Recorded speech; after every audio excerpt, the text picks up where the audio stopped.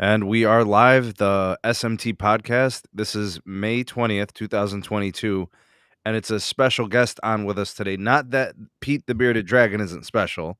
Not No, that I'm not a Dennis. special guest. Right. Not that, yeah, you guys are like fabrics of the show, but the special guest is Roger because longtime friend of the show. We can only get him on so many times.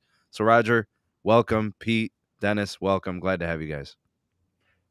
Thank you for having me. You're welcome. Thanks, man. And we're gonna have a great show. We've got excellent topics to discuss. I think very few people that we get access to have as much understanding in breadth and depth and knowledge when it comes to telco as Roger. The guy's got years and years of experience. He's in the industry, knows all the right people, knows all the right questions to ask. I feel like those things are important if you're going to be discussing, things that oftentimes are not available to the consumer. And then for the consumer, we like to understand how the businesses actually think. How do the CEOs think? How do their decisions come into play? And what do they consider? So, Roger, we're going to be picking your brain. You're one of the few people I know that actually doesn't mind that. You'll actually shoot straight and answer questions that you know the answers to and that you could talk about. And I'll tell you when I can't or don't want to answer the question. He'll tell you what he can, and he won't tell you what he can't. Right. Yeah. I'll show you a couple of things. I'll show you a couple of cool things that the consumer doesn't see. Yeah. We're very excited. It's damn expensive to create. You gotta pay to play, as they say, right? Yeah. Couple of things. Well, right. It's good research. Hold on, we got to address a big super chat that just came in from Santiago.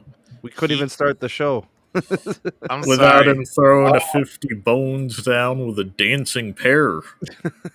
Thanks, Santiago. Yeah, he's going rah.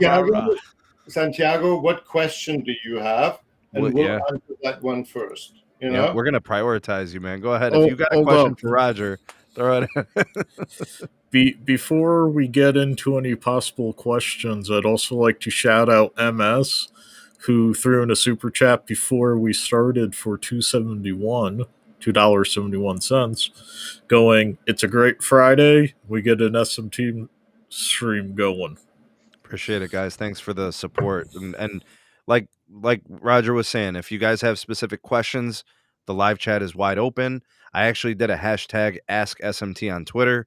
So if you have those questions, you could tag it that way and we could try to get to them.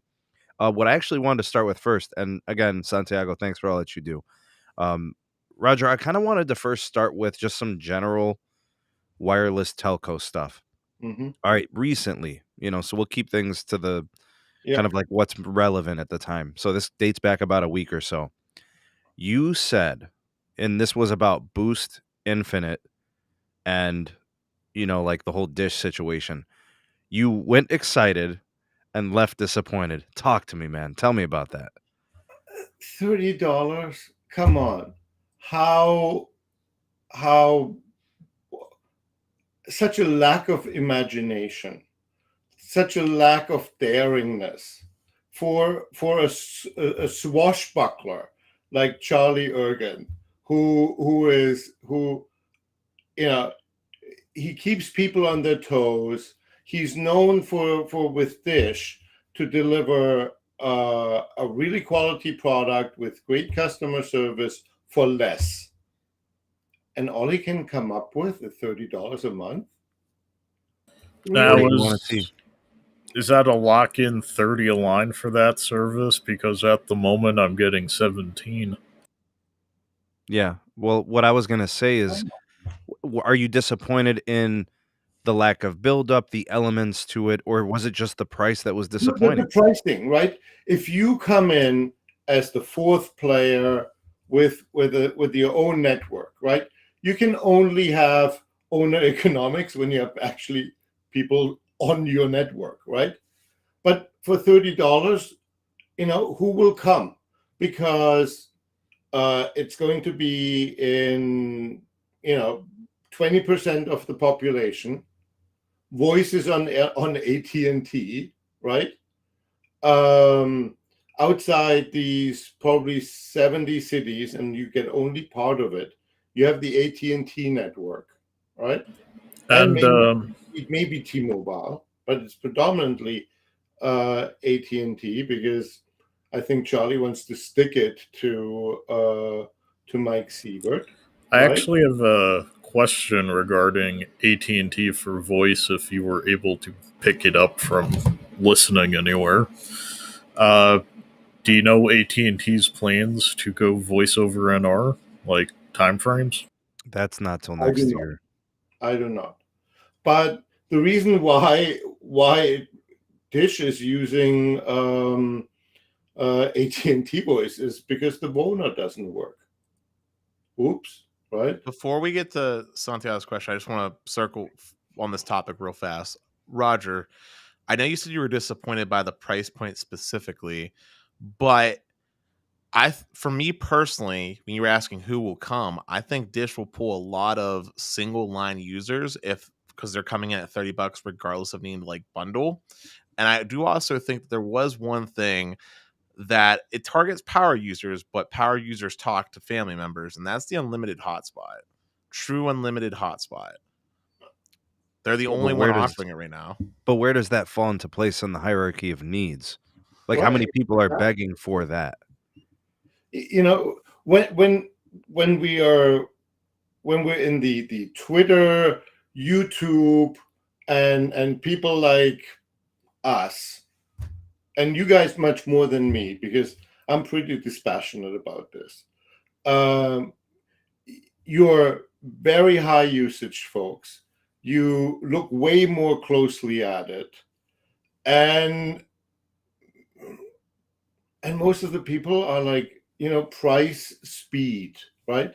And when you look at like usage, average usage in this country is 12 gig, right?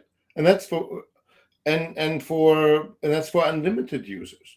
For regular gig users, it's 3, 4, 5 gigs. So when you look at the people that would be attracted by it and that are very active on Twitter, are very active here, you're the tail end that every other carrier wants to get rid of, because you cost so much money, right? You're that high end, that here, take it, right? If you remember, it's the fact, right? I thought my 30 gigs a month was not excessive. You are excessive. You're on the exception sheet of people they probably You're know the model. You're the example. Right? And was it? I think last night, Peter Adderton was talking with a gentleman on Twitter, right? And he was a very high usage customer. I can tell you, Peter is probably and Mobile X is for an MVNO. High usage customers are death, because they have to pay by the gig to the network operator. I think Santiago was asking a question about US Mobile. Let me read that off to you. Yeah. But first off, thanks Zero Cool for the $5 super chat. Yeah. Santiago says, with these new plans for US Mobile, do you feel like they are competitive enough? And what do you feel is necessary for them to become more competitive while having a sustainable business? All right. So any MVNO must play in the, simply from an economics perspective, must play in the below average usage segment at relatively aggressive prices, right? Because they pay by the gig. So the more you use, the more it costs them. They cut you off at what, 20 or so, right? But 20 gig. They cut you off at 100 now with the premium. Holy cow. Wow. US Mobile, Roger, has I would say they're the exception to the rule. Whatever structure they have in their pricing, their agreement with Verizon, they've got probably the best network access you can get in the game. They've Yeah. got priority data, and they've got like 7,500 gig usage. No, so yeah, let me give you a quick highlight real fast of the new plan so you know, Roger. So the new plan, unlimited plan, is $45 plus taxes and fees now. It used to be tax included, but it's taxes now, it's plus tax and fees. But for that change, you went from 75 gigs to 100 gigs of priority data before being throttled. And even then, it's sort of like a soft throttle because they got some AI wonkiness going on. But 100 gigs of priority data, you get 50 gigs of hotspot included. Priority data is on a 5G capable device. Take it. This is like a wet dream come true for it's a unicorn plan, isn't it, Roger? Take it. So for the top 5% of users, this is the plan to go, because I know how much these guys are roughly paying. QCI 8 is several times more expensive than QCI 9. It's like $5 a gig, right? Roughly. I'm not going there. Okay. I'm not going there. I know some of the deals that are out there, and I don't know how they make money. Put it this way: if somebody actually goes anywhere like even half of what they allow, they will be under. So, is it enough? So, for example, we do a survey and we ask people, who's your carrier? And I can tell you down to like carrier with 1% market share. That's like, or even smaller. The smallest guys I don't know how much US Mobile has, but it doesn't show really up in our survey. So it's a small guy. Maybe 1 million customer, probably less, right? I actually think I can answer that because Ahmed talked about on our show. I believe they just hit around the 250,000 mark. There you go. That's why they don't show up. So they're really, really small, right? And so take the deal any day of the week. This for what they offer. This is a spectacular deal, right? For $45, yeah, they can do like, the 20, maybe 30 gig. And even then it's stretching, right? I guess at $45, they're hoping that the average user, their amortized data is below 20 gigs. Yeah, it has to be. It has to be. And that would be a really high-end user, right? So the biggest problem is for all MVNOs is advertising. Advertising is really, really expensive, right? I worked for a long time with TracFone, and FJ Polak, who was longtime CEO there.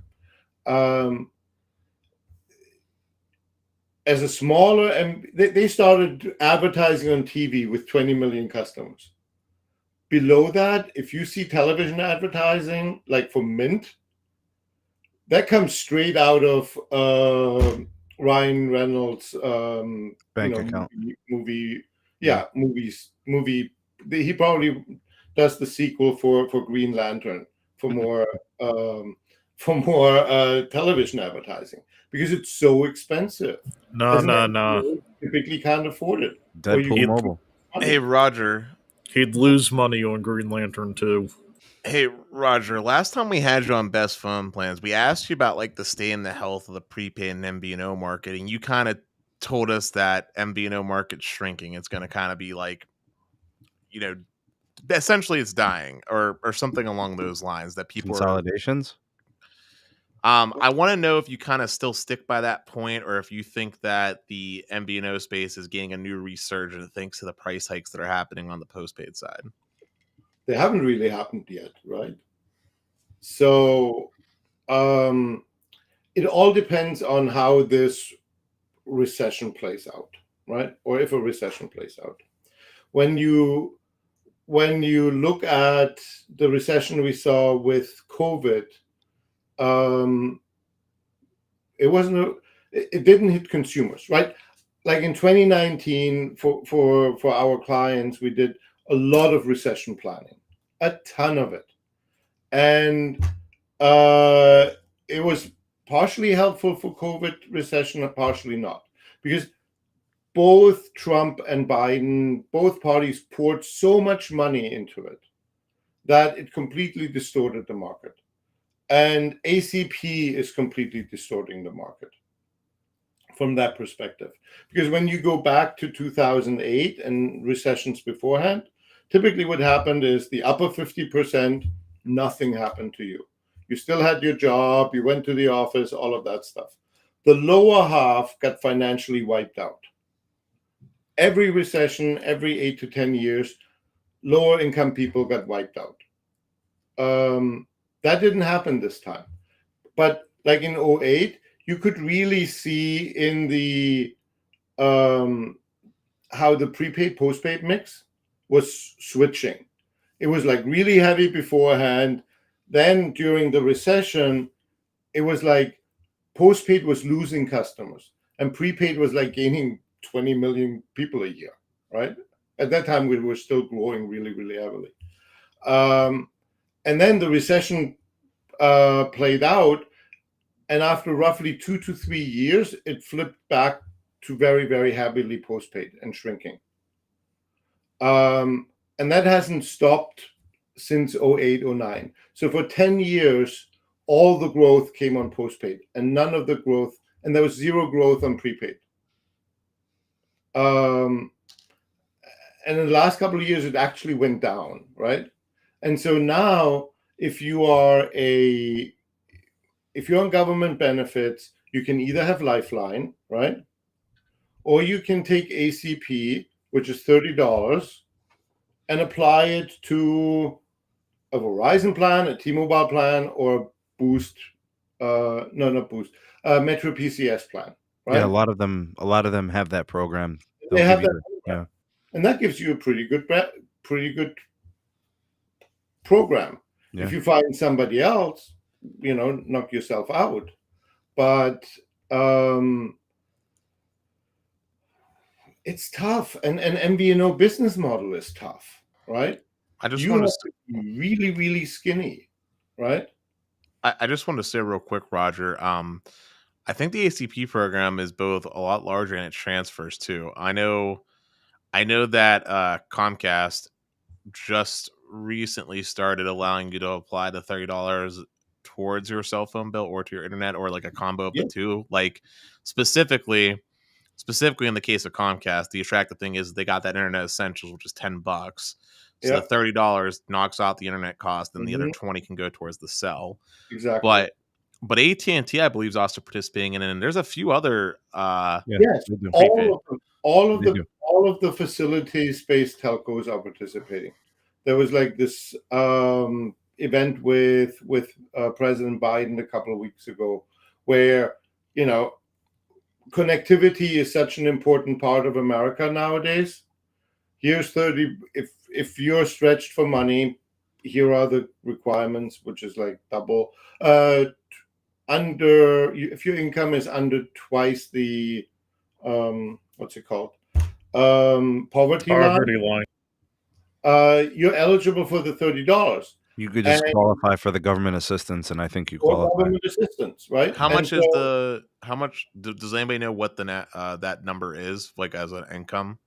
Like, is that 35 for a family of 4? Family income, yeah. Yeah. Combined family income. I did the math. I forgot the math. Sorry.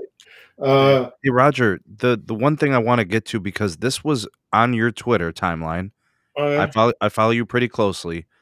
The Verizon news, Tammy Irwin, rock star when it comes to the business segment. Yeah. She has decided to step away at the end of this year. Okay. This is huge. Like, when we talk about Verizon's success, I mean, obviously in their heyday, they grew the consumer business. It's been a long time since they grew in the consumer business, but the business segment of their company has always been able to thrive. even with FirstNet, even with always T-Mobile becoming a player, Tammy, the business right? always showed up, right? Go ahead. So when I look at Tammy, I know Tammy for about 20 years, right? All the way back when Denny Striegel was CEO. And Denny's a great friend. Denny is a legend. Denny's fantastic. You know, before there was a John Ledger, there was Denny Striegel. You know, he fantastic guy. I will never forget one of his saying. He says like, "Happy people don't make numbers. Numbers make happy people."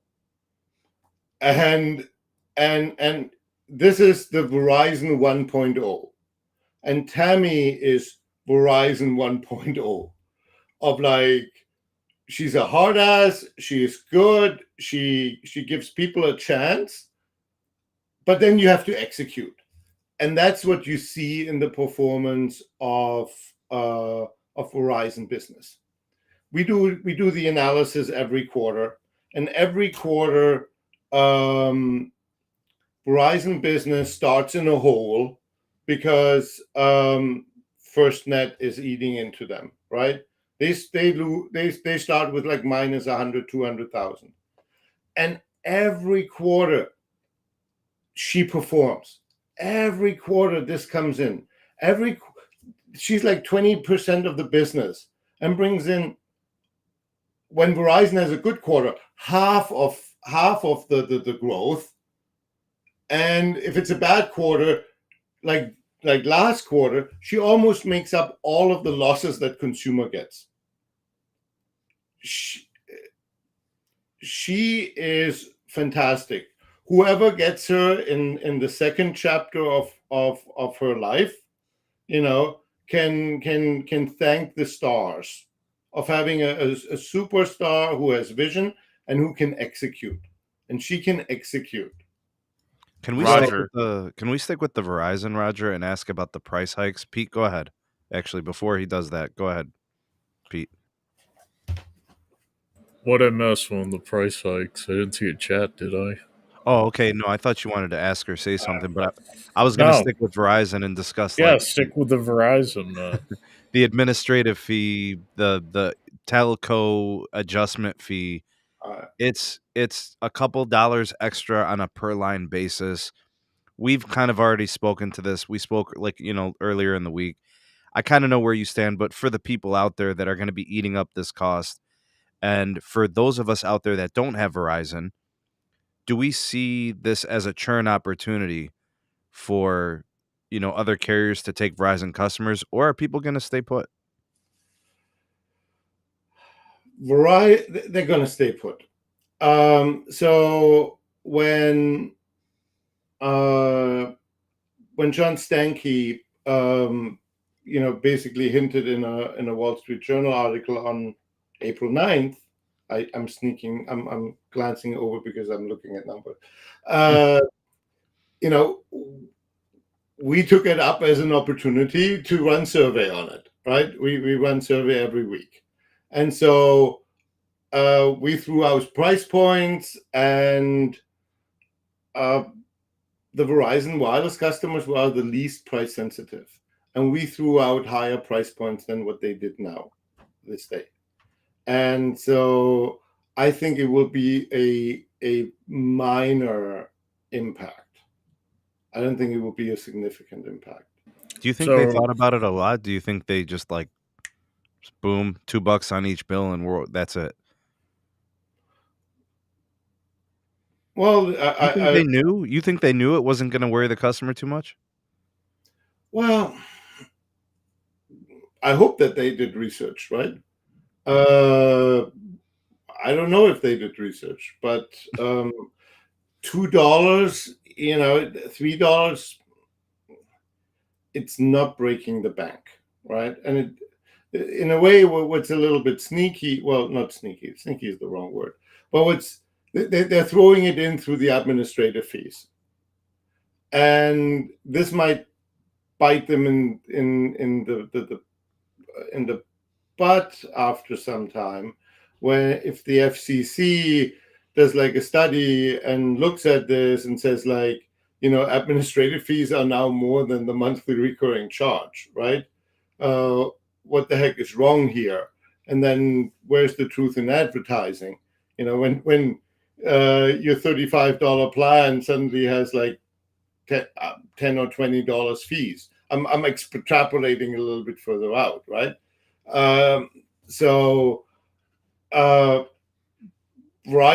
did it that way. The sticker price doesn't show up. Whereas a company like T-Mobile or the cable guys have to do it through the top line. And so because they include taxes and fees. And so that will make it much harder for them to raise prices.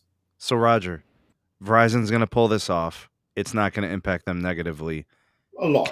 Can AT&T get away with this if they were to do the same thing? Well, they are doing the same thing, right?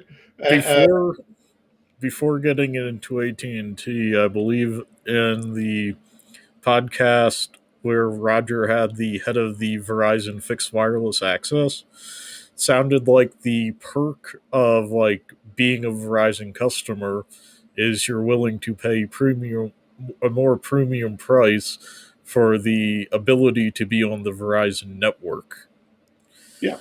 So an extra, if you have 6 to 8 lines, $20 to $30 a bill is nothing. You're still on Verizon.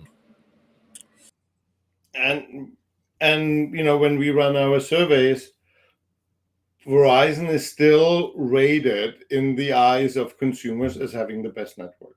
Okay, so AT&T, yeah, they're doing the old legacy plan. They're adding $6 on a single line, and they're adding $12 to a multi-line account. Yeah, that's the structure is a little bit different in terms of how many lines it's going to impact. Can we assume that that's something along these lines is going to happen? Well, that's what's going to happen in June. Right. So here's the thing. It's also an incentive for these people to upgrade to the new plans, right? Which may or may not be less than what they're paying now, right? So part of that is here. Then, there's a segment where it's like you snooze, you lose, right? And people who are on auto bill and they're just comfy, right? And then there's a bunch of people who are upset, right? And so we ran numbers on it, and when people get prompted with it, there's a sizable, upset segment, no doubt about it. But then, how many people know that, right? It's like from that perspective, we threw out like 0.1, 0.2% increase in churn, which is not negligible. That much. Right. Well, not negligible, but you go from best to worst of the big three, right? But they should still come they still should come out financially ahead. So Roger, I generally agree with a lot of what you're saying as far as like people switching for Verizon due to this increase probably isn't going to happen, mainly because of so many contributing factors. One, like you said, they're less price sensitive. Two, because of the financing of the phones and things that complicate things and so forth. But I think there is an argument to be had, and it was brought up in one of the comments here in the chat, which is, you got big cable MVNOs, so Xfinity and Spectrum, literally selling basically the same.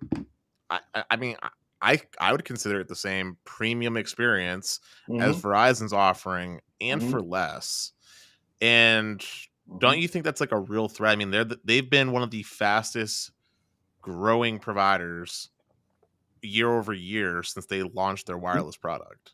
Like, isn't that a real threat? Yeah, absolutely, it's a threat, and they execute really, really well.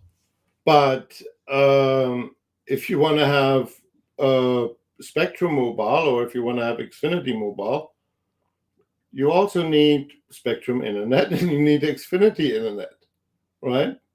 Yeah, then you pay more if you get off of their service. You end up paying more for the wireless if you keep it. Yeah, and they have exploding prices, right? Sure do, yeah. So, which doesn't hold back a lot of people, even though it should. So when I look at the cable guys, I think they will have no problem growing to like 10, 12 million each, right? Wow. Yeah, that's where I look when this when they start hitting resistance, right? What was really interesting is we asked the bundling question a while back, and 1/3 of cable customers said like, no, I'm not going to bundle, which was much higher than anybody else, right? So they say that, but I think there's also, it might even came from you, but if I remember correctly, doesn't the average Comcast subscriber have something like 1.5 or 2 products per customer or something like that? I don't remember Like where TV and home phone and stuff like that. It doesn't specify what it is. It's just that they have more than one product, generally speaking. Well, cable companies are really, really good bundlers, no doubt about it.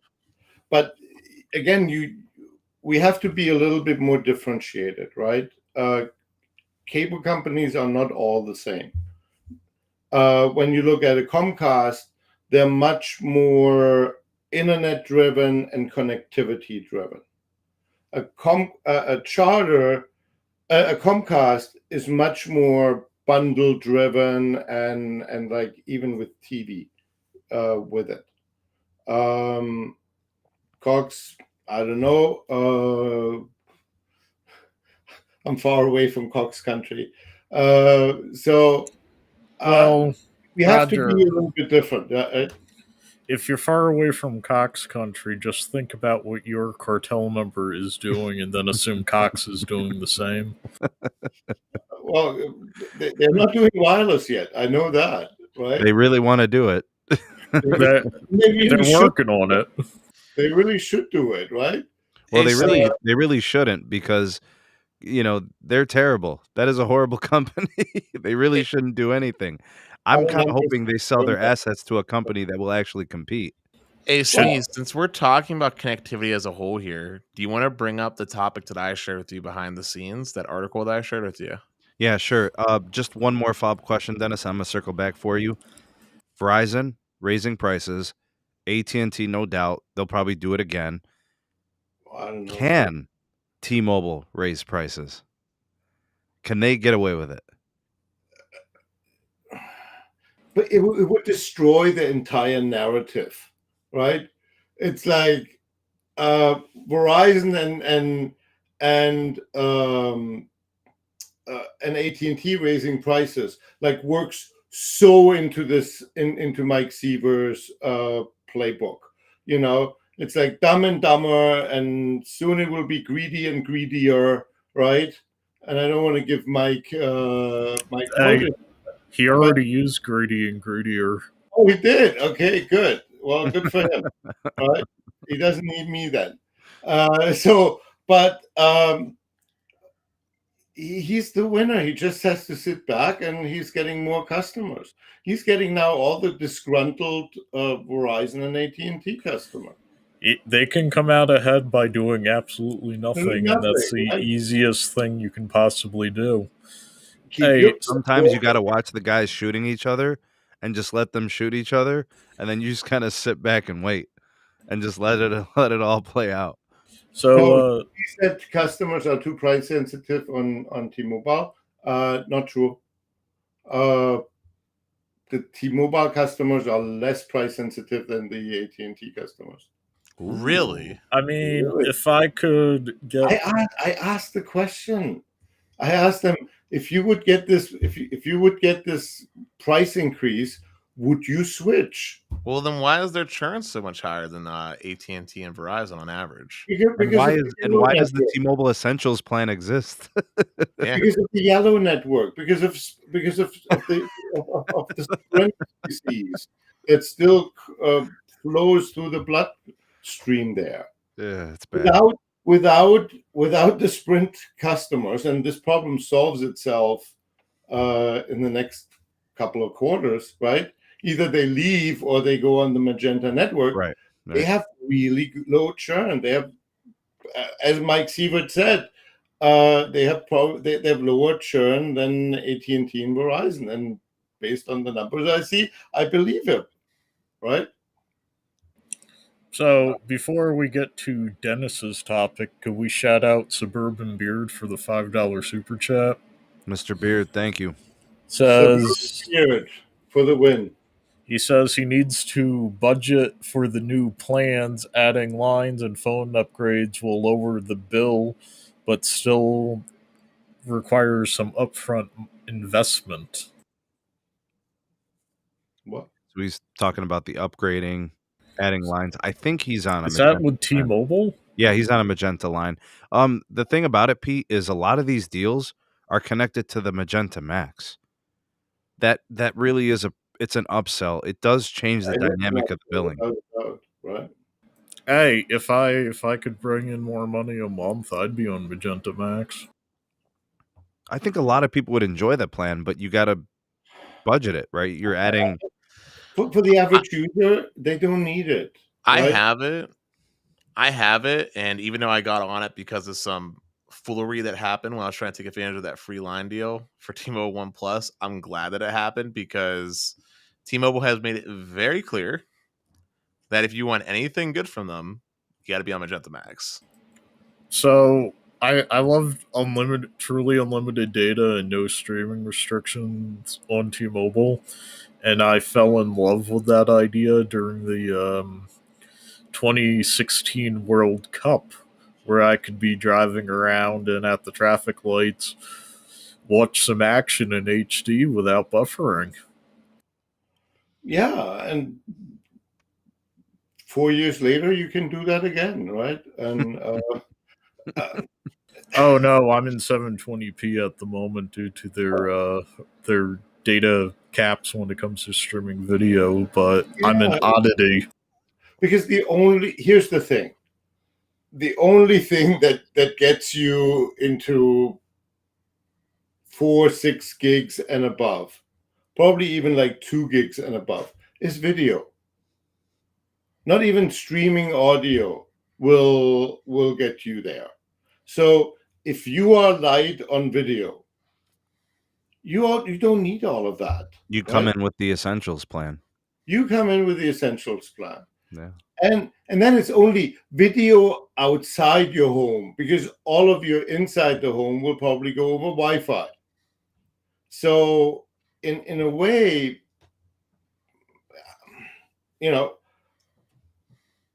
consumers are overpaying. Most consumers are overpaying for what they need because they're risk averse, right? And they don't want to have a sticker shock, or they don't want to be somewhere, once when it runs out and then it suddenly goes to a crawl. But you're paying. That's a pretty hefty insurance premium you're paying. I think it's more. I'm paying it, right? I'm looking at my bill. I pay like $200, and it's so overkill. It's not even funny. Well, Roger, I think when it comes to the world of unlimited we live in, it has less. I mean, because if all plans are unlimited, the whole sticker shock thing goes out the window. I think at that point it comes down to features. Like, I know a good enough amount of people that don't like video throttle. Now, if you ask them why they don't like it, they're not going to be able to tell you why they don't like it. They're just like, my YouTube. They'll just be like, my YouTube doesn't load well, so they'll upgrade to the better plan to get the uncapped video.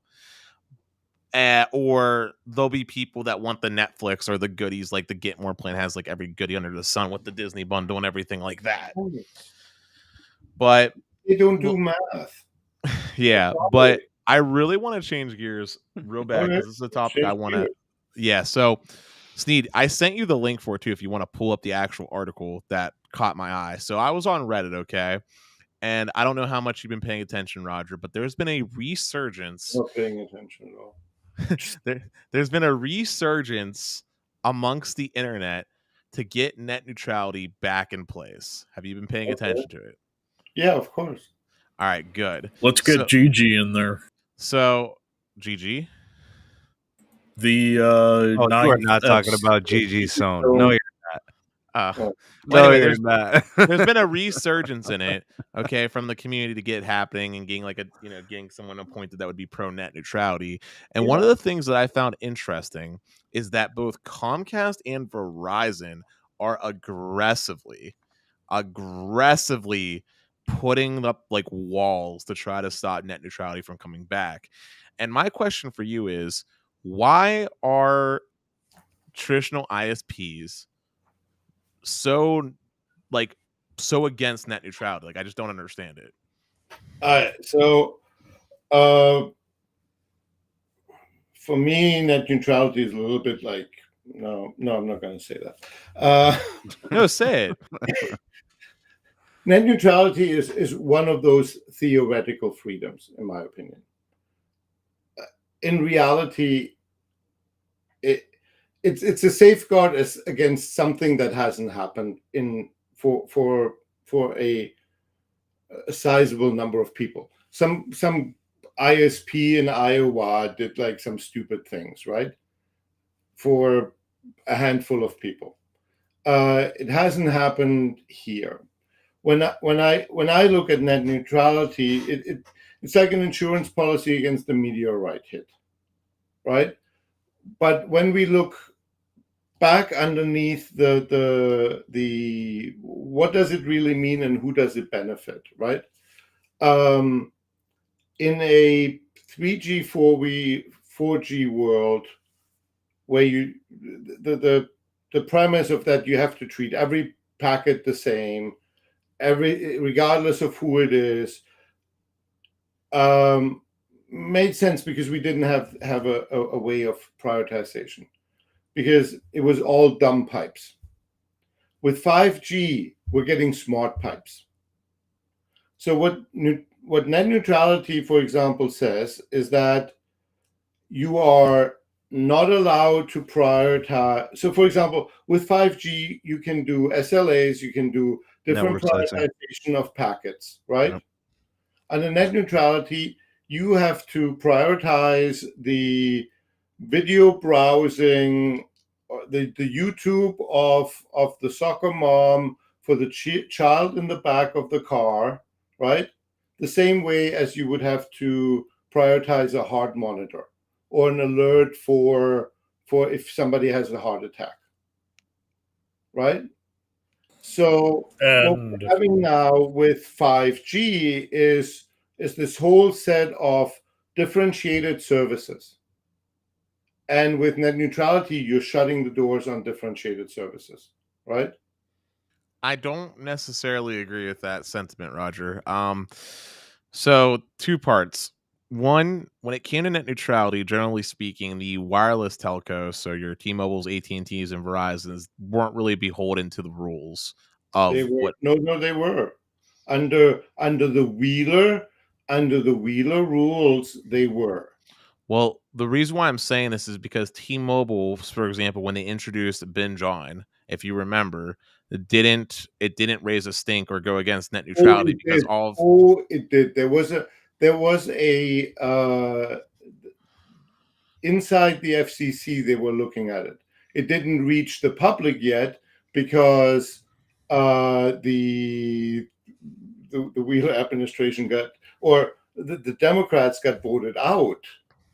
But if Hillary Clinton would have won instead of Trump, although they would have clamped down on Binge On. Look at what has happened in Europe, in the EU. The 0 rating applications and Binge On and all the other ones is 0 rating are all illegal. And the proponents of net neutrality in this country are also against 0 rating. And so all your fantastic Binge On would have gone bye-bye.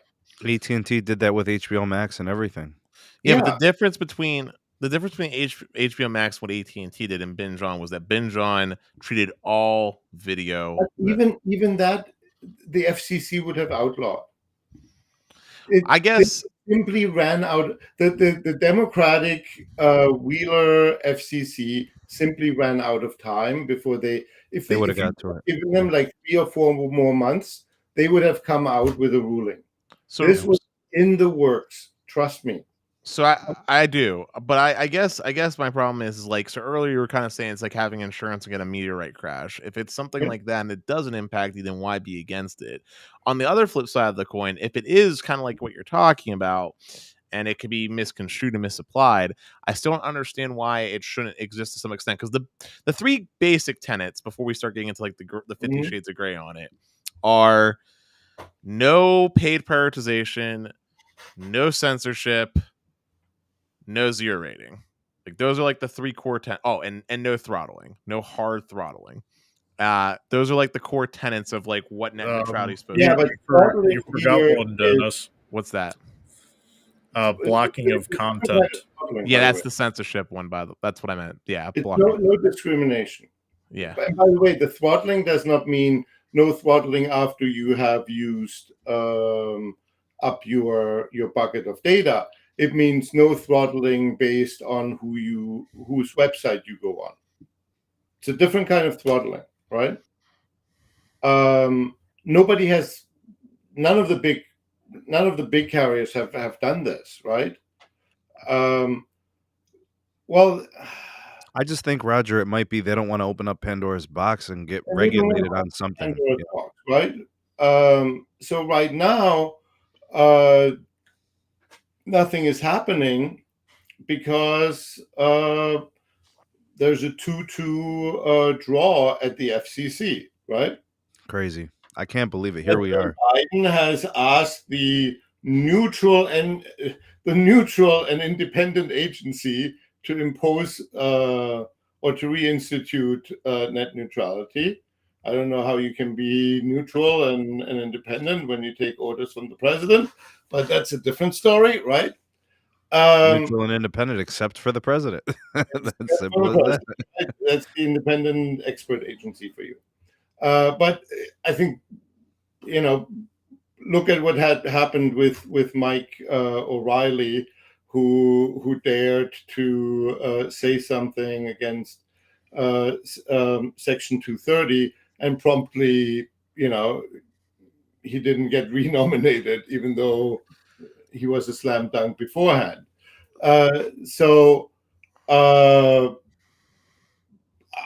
Whenever the third Democratic commissioner shows up, may it be Gigi Sohn, may it be somebody else, right?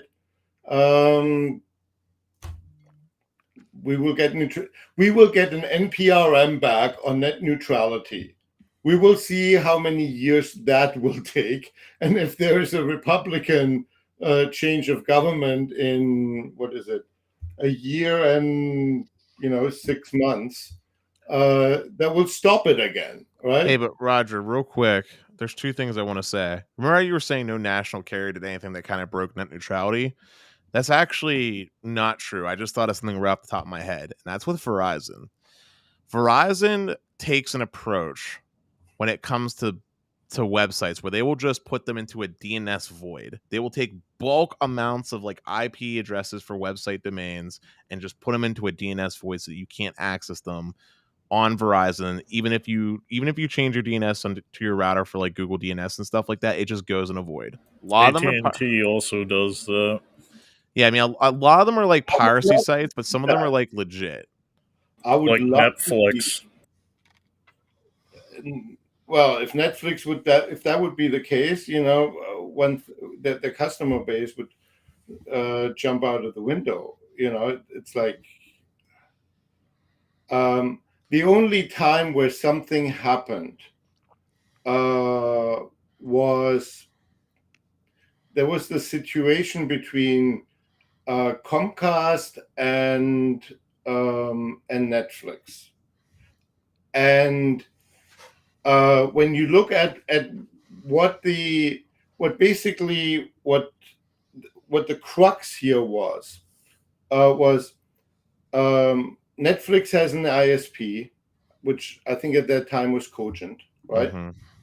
Cogent terminated the traffic onto their backbone, which is like peered with everybody else. and then it went through the general backbone. And when you are in the general traffic, you're not that awesome, right? You're general traffic. There were negotiations between Netflix and Comcast about having a priority line directly from the Netflix servers to the Comcast network. And specifically, Roger, Netflix wanted to put their own gear in Comcast head-ends specifically. Exactly, and didn't want to pay for it. Right. I can understand here Netflix. No, I can understand here Comcast that says you want to put your gear in our head-ends, pay for it. Otherwise, be like everybody else, and go the regular route. Netflix. If you want to have special service, why don't you pay more? Happy to do this for you. Netflix did pay to put equipment in my ISP's head end, and I'm happy about that.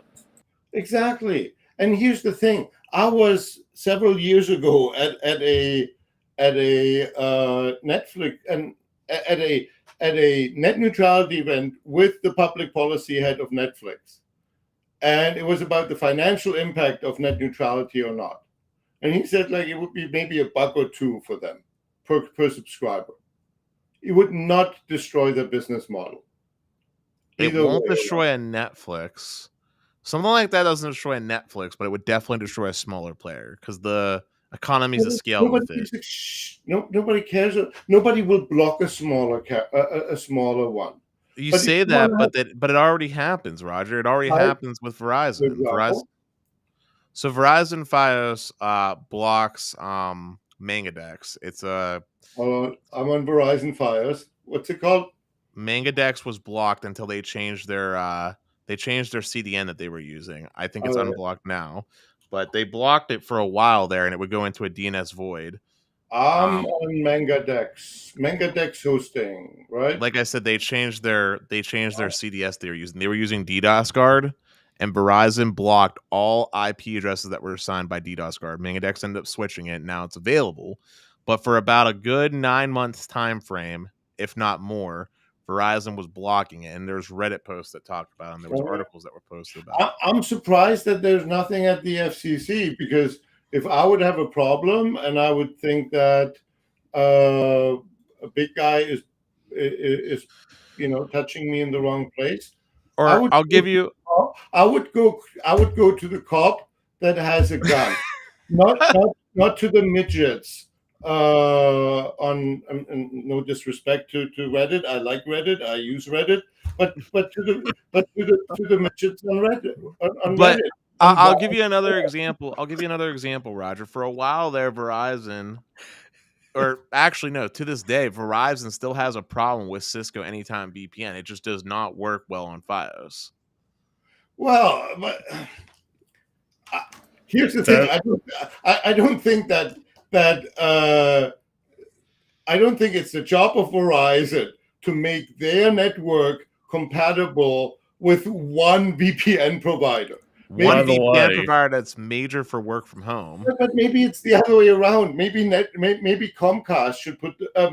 Maybe Cisco should put the work in to make it compatible with the Verizon people. So, by the way, these guys are doing hundreds of millions of dollars of business with each other, right? They are in each. Cisco is in Verizon's network, and you're telling me that Verizon is mean to Cisco, and Cisco is like crying somewhere. Come on. With the Cisco VPN, there's a little more nuance than the software provider Cisco and the ISP, which Vanquisher 1 is pointing out. The difficulty with Cisco NU-Connect is the IT department of the business has to configure it, and they can easily mess it up for routing with certain ISPs. So it's incompetence at work. Well, So, and now you want net neutrality to fix an incompetent IT department? Okay, look, I didn't know it was an incompetent IT. Hold on. In my defense, Pete. In my defense, I didn't know it was an incompetent IT department because Carlos's wife experienced the same thing whenever he was testing out FiOS in Vegas. I've had to walk through some IT departments I worked with to fix it for their ISPs. Well, we should connect Carlos's wife with Peter. Right? Well, anyway, or some lasagna. Anyway, Roger. I guess my whole thing is the rescue. Roger. Listen, hear me out real quick. Here's my whole thing. Okay, as time has gone on, the cost to provide a gigabyte of bandwidth has gone down astronomically. And what does that have to do with net neutrality? And let me finish, please. And the excuses for needing to do these types of network management that you were talking about with the fact that bandwidth has become so abundant and rich doesn't make sense. Why should me, if I want to host Denflix? Because it's not about you. It is not about you. It's about industrial applications.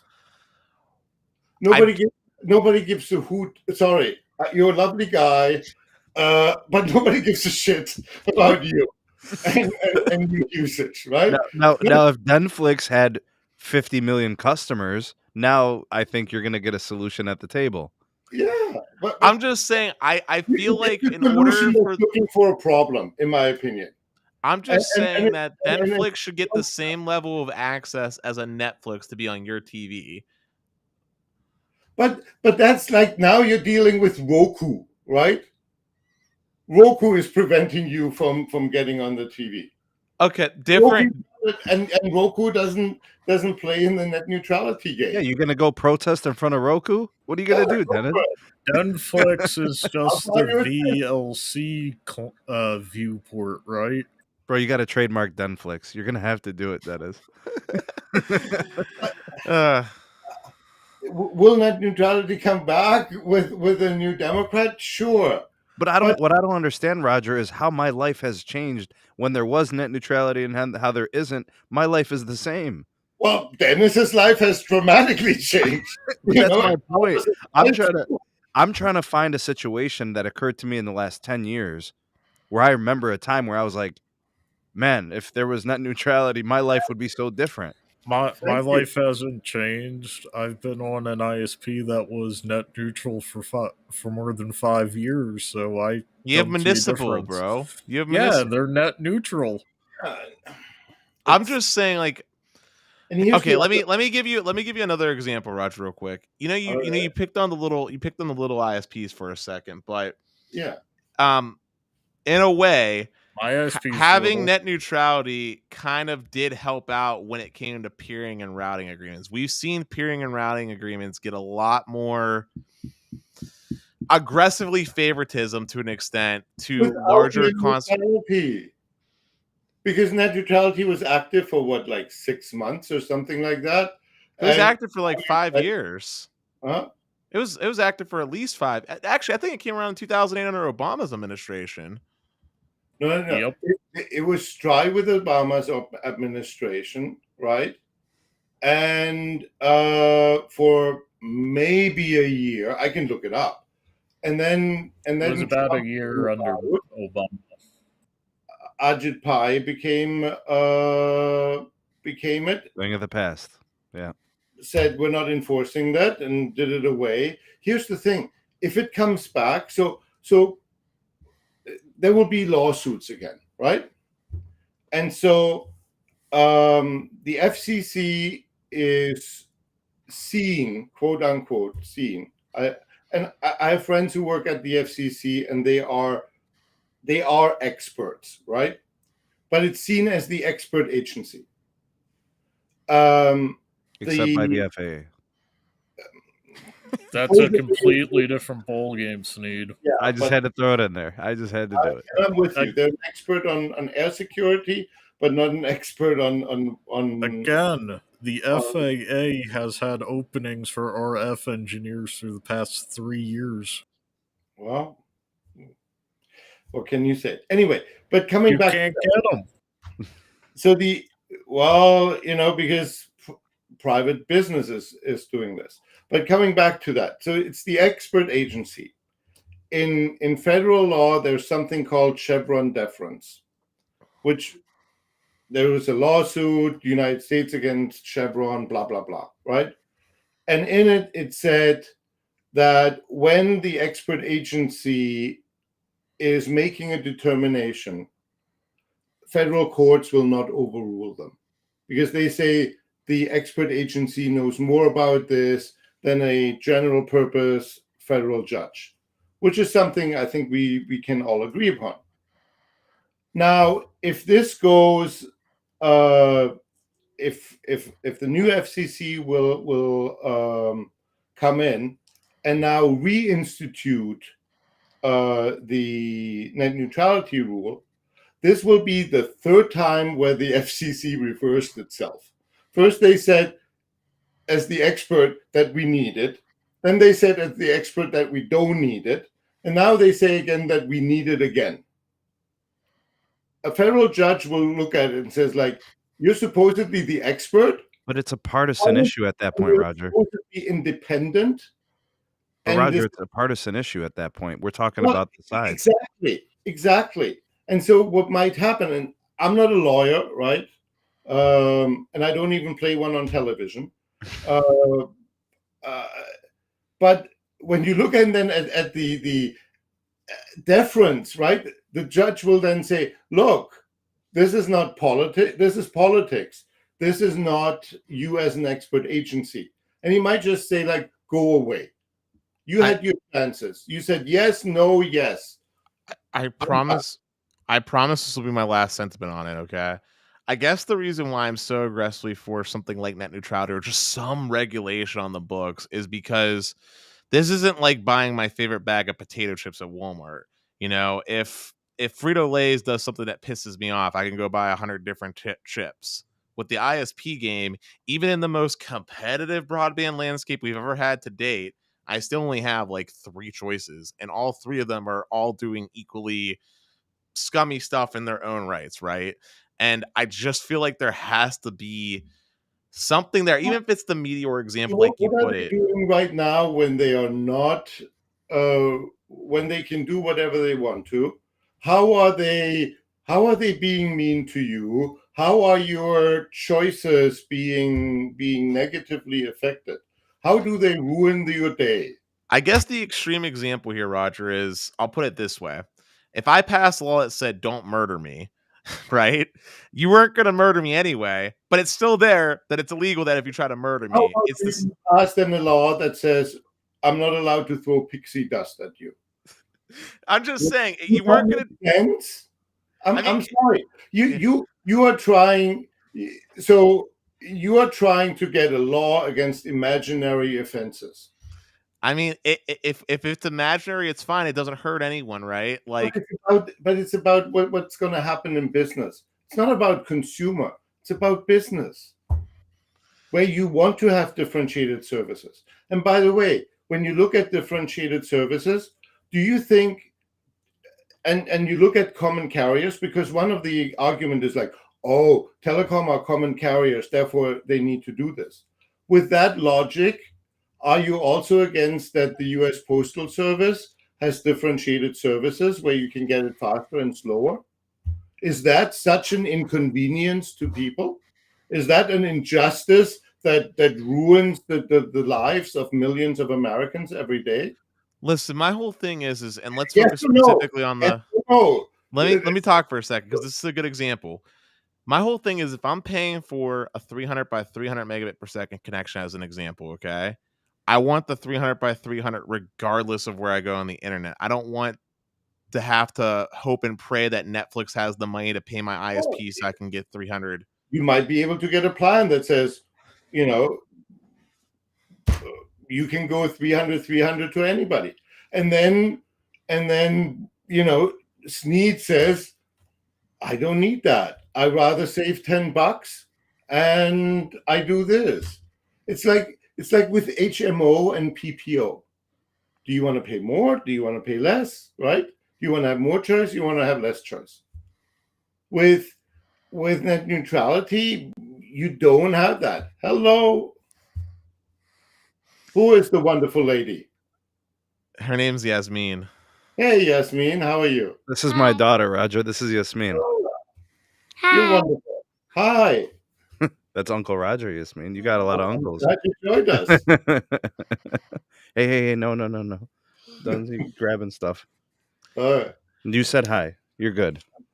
Come on, Yasmin.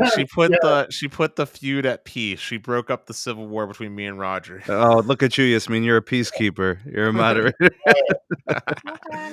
Roger, jokes aside, you know I respect your viewpoint. Hopefully, you don't look down on me for still being in a camp where I want to see more strict regulations. That might be the socialist in me talking, though. I am going to point out that when the FCC came about under the Carter administration, the idea is it would be a nonpartisan body, and it kind of irks me that it's gotten more and more partisan over the 21st century. Yeah, well, it goes all the way back to Eisenhower. There's just, I think that's how far back it goes. No, FCC goes back to 1934 and the Telecom Act of 34. Yeah, but Roger, one thing I want to say though, I hope you. One thing I want to say though, so you can understand my perspective, it's how I view the internet. I know this is going to sound crazy to you, but I view the internet as important as electric and water in my house. I look at it like a utility, basically. I don't disagree with you. Roger, 1934 was NTIA. NTIA. Anyway, so like I view it as a utility. So like when you talk about these different options and stuff like that, to me, I feel like there should be some lower prices, some guaranteed levels of access that everybody gets equally to help bridge like the divide. Like if we started talking about this with water, right? Like why regulate water to make sure it has all this purification standards because private companies were doing that anyway? Well, because even private companies need to have someone else overlooking them to make sure everything's good, right? All right. By the way, coming back to FCC, June 19th, 1934, because it was Telecom Act of 34. Okay. I disagree that that telecom is should be a tightly regulated business, because when it is like water, when it is like electricity, then you have the Flints of this world, you have our really shitty internet, our really shitty electricity grid, right? You want to have competition. You want to give the different companies the freedom to differentiate themselves. This has made the internet great, because if you regulate everything, and even if you go down the price regulation piece, there's no incentive to compete. There's no incentive to make this better, right? And you said you have choice between three providers. I have choice. I have Verizon, I have Comcast, I have RCN.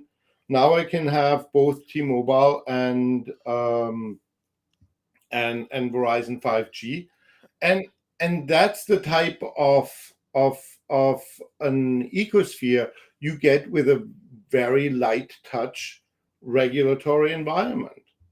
And it's like, oh, it worked well in the past, let's fix it.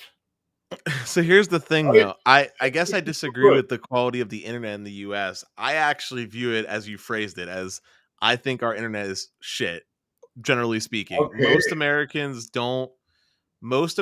don't have access. There's a third of America doesn't have access to meet the definition for broadband, which is only 25x3. The majority of Americans only have one option. And even in my example of having three choices, there's only two that are actually real choices. I have T-Mobile Home Internet, but it wouldn't meet the the standards for what the FCC would deem to be broadband. So, for example, I live about a quarter of the year in Germany, right? And I have internet access there with Deutsche Telekom. The only thing that I get is VDSL, or I can get Vodafone, which resells VDSL from that, or I can have cable. But I have only two choices. Yeah, but at least you got a reseller, Roger. We don't even get resellers here I because have 5 choices, right? And yeah, and we do have resellers. Dish Limited reselling AT&T and a few things, sure, but I'm talking. No, there are resellers all over the ton of country for major resellers. ISPs. Can you give me an example of someone that resells any cable company's service? I would have to look it up, right? It's Yeah. Okay, because the only people that I'm aware of that resell anything are reselling DSL, and it's usually typically AT&T's DSL to be specific. I've seen fiber resellers, but I can't. Ziply Fiber is one example of it, but again, that's an AT&T situation. I'm saying it's not necessarily the most okay, what I mean by this is this. It's not a utopia situation where it's like, hey, I'm utopia, here's backbone fiber, and then there's literally like 100 different freaking like MVNOs that are just hooking up to the backbone and doing their last mile thing. Like, typically speaking in this country, cable operator owns all of his infrastructure. He's the one that's going to be providing service. Period, point blank, end of day. It's my service. I ran the wire. And the part that makes me mad about it is typically taxpayer paid for that infrastructure anyway. In my world, there'd be some regulations that standardize that says, okay, for this hookup, since the last mile is so expensive, every last mile hookup is fiber. Now, all you other ISPs that want to compete with your backbone have to use that same fiber to hook into your backbone. That provides some standardization, solves one of the most major problems that affects most Americans when it comes to actually getting the internet to their home with that last mile run. And it helps out private companies to spawn actual competition with real meaningful innovation. So you need P back, basically. I need what? UNIP, unbundled network elements. UNIP. That's the technical term for this. Oh, gotcha. Hey, Roger, can we get into something that we were talking about backstage? Is there anything that you could share with us that would it really open up our eyes in terms of home internet providers, with fixed wireless access? We want to know what people think about these new options coming their way.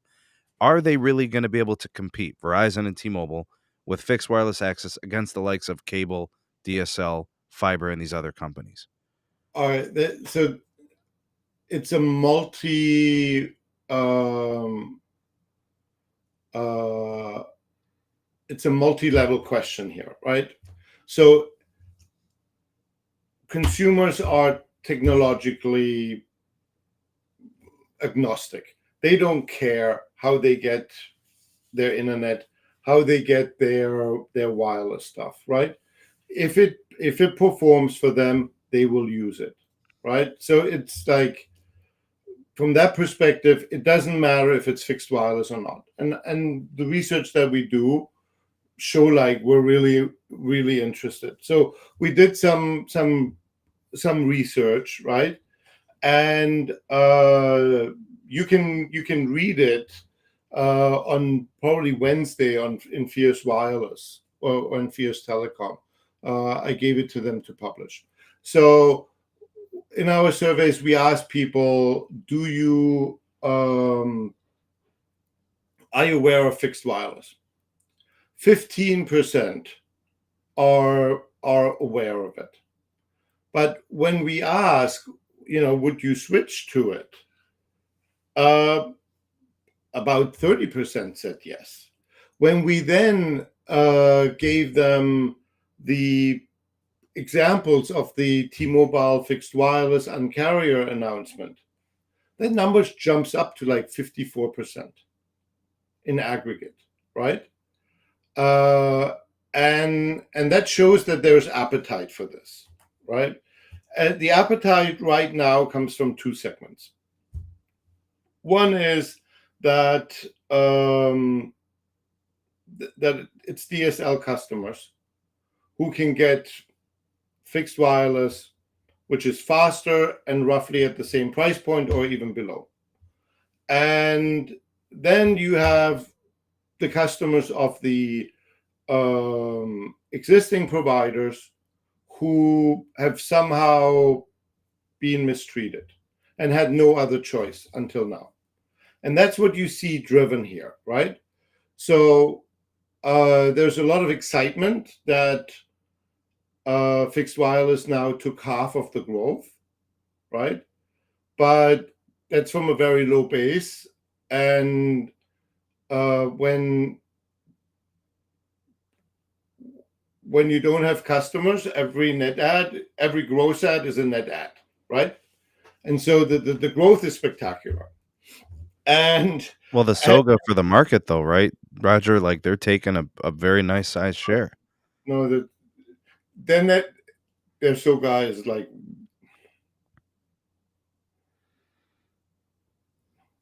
single, maybe low to double digit when you do. Who's getting the SOGA? You don't expect it to increase every quarter for the next couple of years? Oh yeah, no, but okay, we're talking about SOGA versus SONA, right? SOGA is share of gross ads, and SONA is share of net ads. And who's getting it? You said they're not, fixed wireless isn't getting a lot of the SOGA. So who's the current person getting all the SOGA? It's still the ISPs. Existing ISPs, right? So when you look at it, there's a lot of stuff going back and forth, right? Because people are disconnecting from cable, they're disconnecting from DSL, they're disconnecting from fiber, right? And it goes back and forth, right? They have an outflow, they have an inflow. And so for them, they have a significant outflow and they need a lot of inflow, which is the share of gross ads. These are the gross ads. So when you come in as a nobody, your SONA becomes really, really high. You see this right now and you saw it even more so in previous years with the cable wireless companies. They had no customers, so every ad was a net ad. Now, 2 years, 3 years down the road, they have their X%, what is it, 2% churn, roughly, give or take, churn. So suddenly they need to replace these people are leaving, which makes their net ad numbers that they're presenting even more impressive. Because they now, 2 years ago, they didn't have to replace people that were leaving. Now they also have to replace people that are leaving and do the growth. So I expect fixed wireless to grow for another 2-3 years, right? But then we have the stimulus money, $40 billion for fiber, predominantly fiber. This is going to be starting distributed next year, maybe 24. That's going to hit.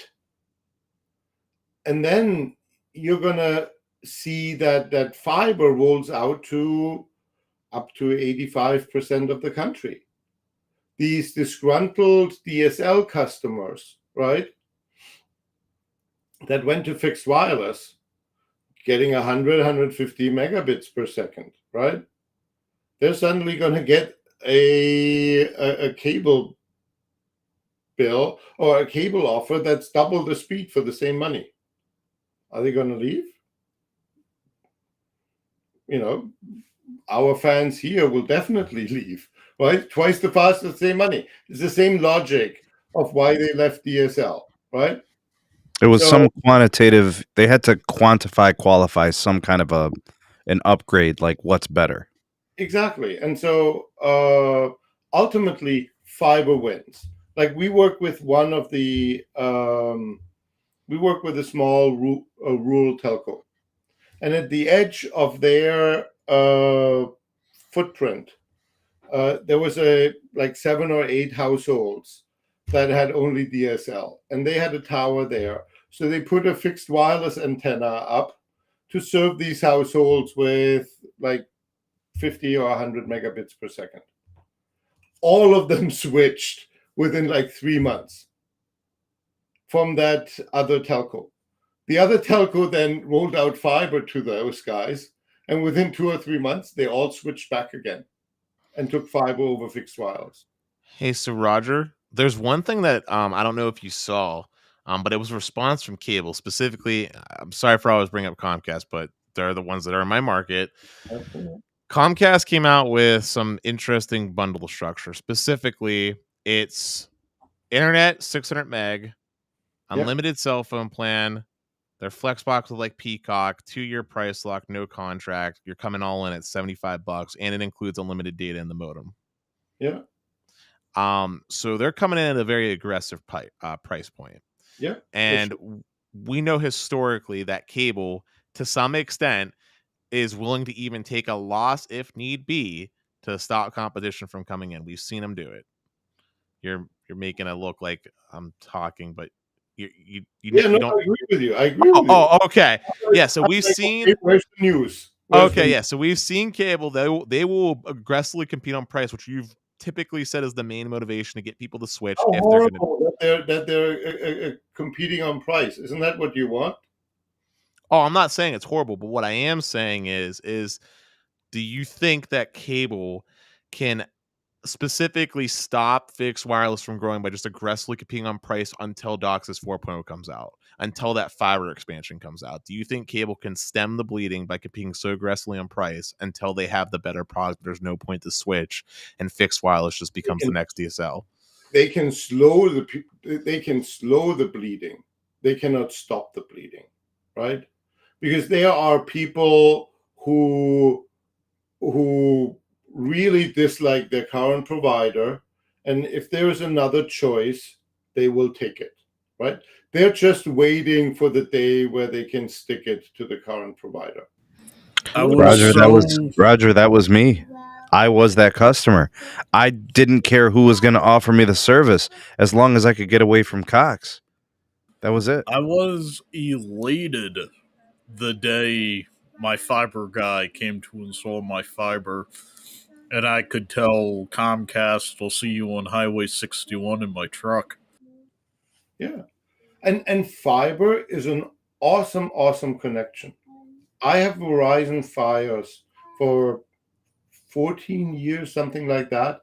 It went down 3 times. 3 times, right? That's rock solid, right? I hope that DOCSIS 4.0 will be anywhere near, right? I'm crossing my fingers. I've had 3 outages since I got fiber, and I don't know if the fiber was out or not. I just know I lost power.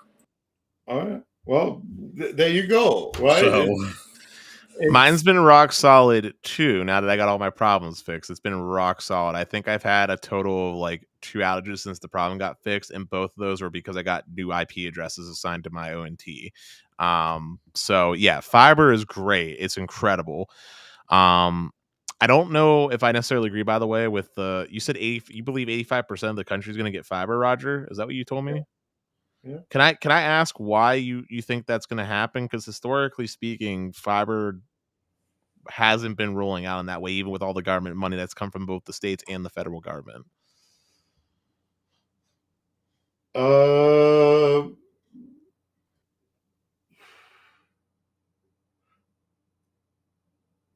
Because I've seen plans where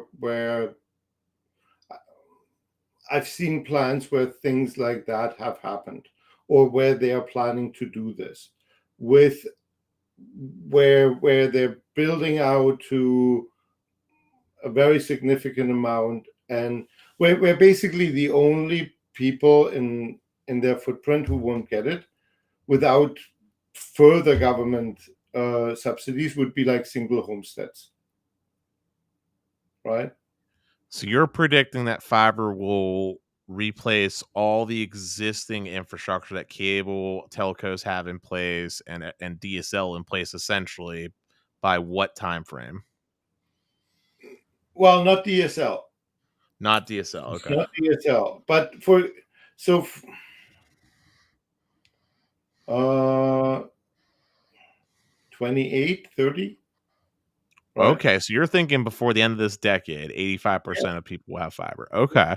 I hope you're right. I pray that you're right. Because if you're right, I will be dancing with a bottle of like Telomere Dew in my hand, okay? And I'll buy you your favorite bottle drink too. But it feels like the cable companies are not going to be replacing fibers aggressively. Most of them have gone, the big ones that matter have gone gung-ho on DOCSIS 4.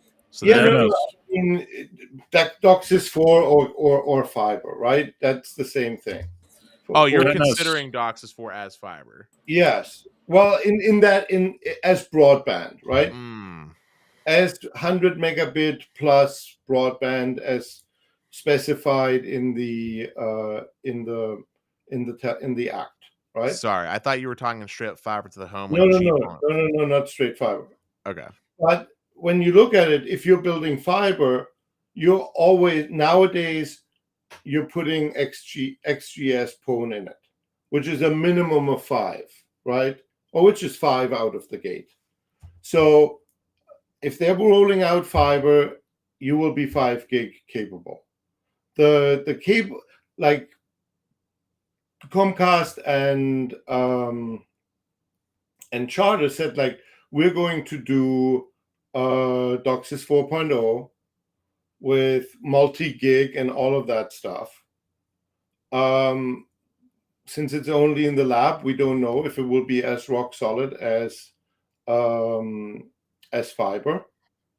When you listen to Rutledge, John Rutledge, he's the CEO of Comcast, of Charter. He spoke at the Moffett Nathan this week, and he was like, we don't see this.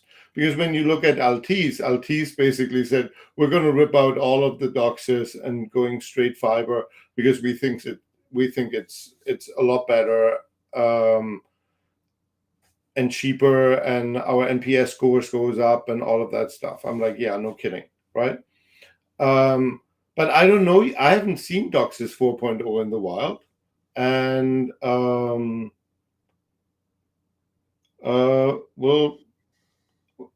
yeah. So here's a question from one of our listeners.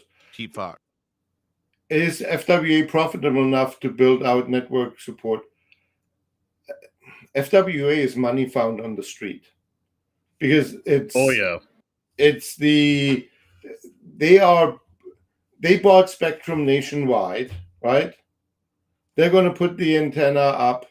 They're going to put the radio up, and first for the mobility case, right? And then they're adding another channel card, and it's really cheap. And when you look at it, look at the spectrum map for Verizon in rural C-band in rural markets. They bought 200 megahertz there. 200 megahertz. If you are in the boonies, and the boonies are very nice, I've lived there. I loved them. Will be your FWA provider of choice. Well, take it one step further, Roger. They're not bashful to put up millimeter wave on macros, and they're not bashful to put up CBRS as well. Well, yeah, CBRS. I'm just saying, I see the gear going up on all macros. Megahertz of licensed spectrum. I'm not going to put up CBRS because that's like putting a Band-Aid on something where I put already sutures on, right? 200 megahertz of C-band will solve your rural problem when you have singular homesteads. Yeah, but they're putting like 60, 70 megahertz on LTE currently with CBRS also. There's just multiple layers. Yeah, but at one point in time, you run out of space on the tower. And so you're going to prioritize. Sure. and you're going to prioritize licensed spectrum over unlicensed spectrum. Always. Yeah. You're going to they're putting up, and they did put up CBRS every which way they had a tower, but largely because they had nothing else, right? They had not They enough. were starved. They were starved, and that's why they threw CBRS on this left and right. And now that they have C-band, they're going to do C-band, right? I haven't seen it, but it would if they have to prioritize, they will replace the CBRS antenna and the infrastructure with C-band. Hey, so Roger, Pete Fox had a follow up, and he was specifically saying, will they build out beyond the current spare capacity business case? So, i.e., will Verizon, T-Mobile, maybe AT&T even, will they build dedicated amounts of spectrum to solve that fixed wireless use case? Well, a channel card costs a couple of $1,000s. Also, correct me if I'm wrong, Roger. We will eventually be seeing on Verizon, T-Mobile, and whoever else network slices to support the fixed wireless, which would be building out beyond the current spare capacity case. But at the moment, prior till then, they're always going to be running on the unused capacity from the mobility devices. Yeah. But when the C-band spectrum becomes available, these guys will add channel cards where they will use all of the spectrum that has been allocated to them wherever they are. It doesn't cost them. It's a couple of $1,000s to add a channel card. It's a no-brainer, right? Hey, Roger. Yeah, and if they're at a certain level of market penetration, that pays for itself within a month. Exactly. Roger, I got a question for you. When it comes to fixed wireless selling, T-Mobile has been very aggressively marketing to urban and suburban with their marketing advertisements for their fixed wireless home internet. And I want to ask, do you think that T-Mobile, with their macro-focused mid-band approach, can actually support the home internet customers that they're trying to attract, or do you think they're going to be forced in the very near future to have to start densifying with millimeter wave? If you go into dense urban, yes, you need millimeter wave, but they have like 1400 megahertz, right?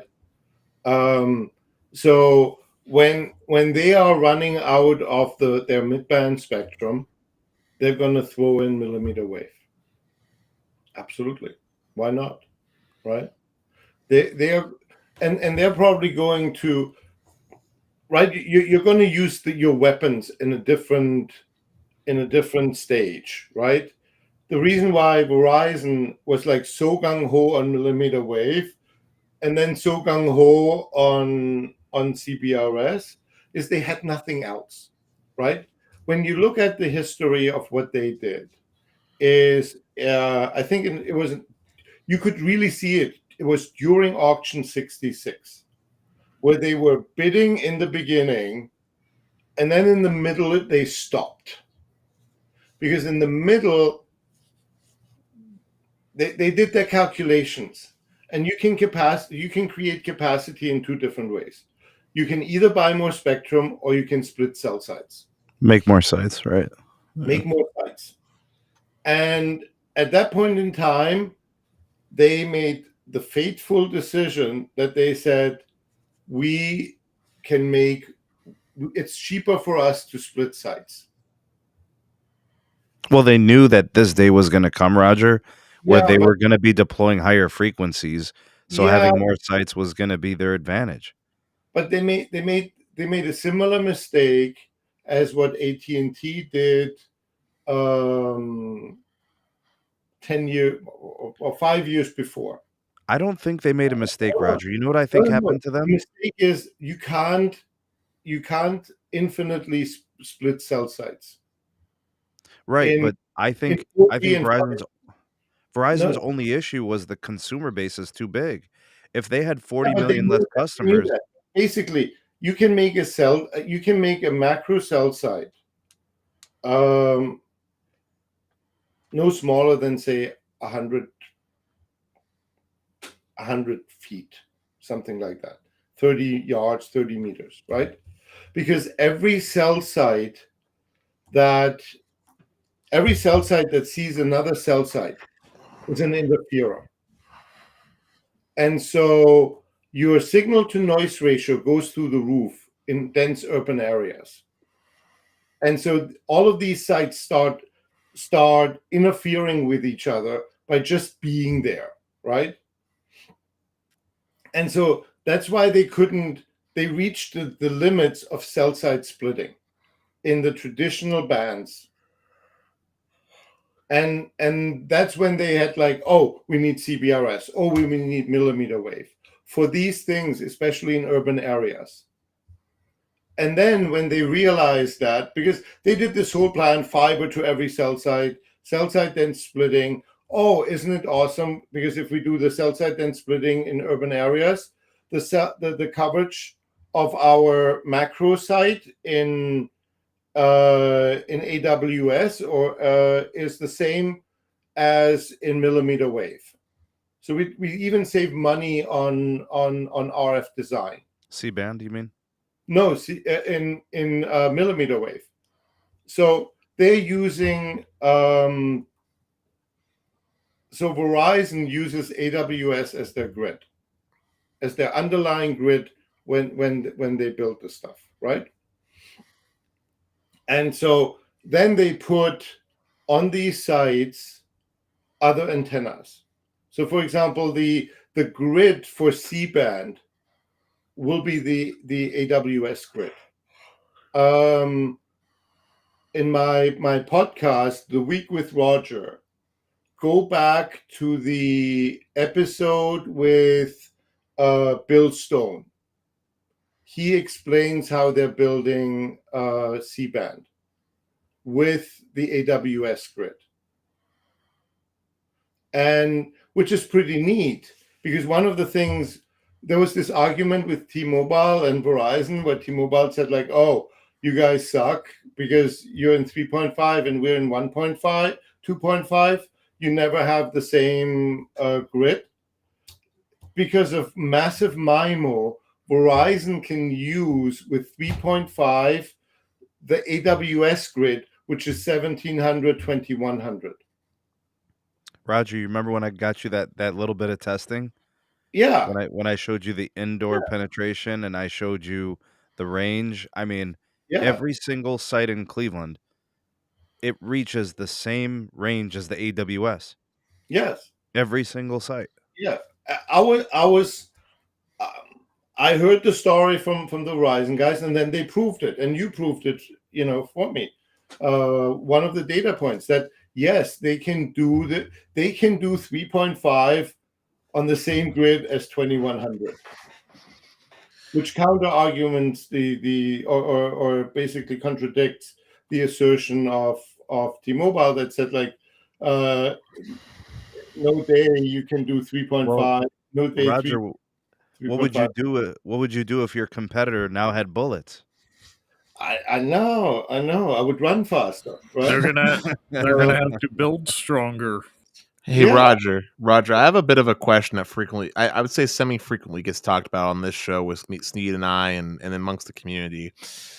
I wanted to ask you about the MNO's choices as far as like equipment vendors. So T-Mobile recently kind of confirmed they're going to be sticking with Nokia and Ericsson for their deployments on their network. Verizon's going Ericsson, and Samsung focused, and AT&T is Nokia and Ericsson focused.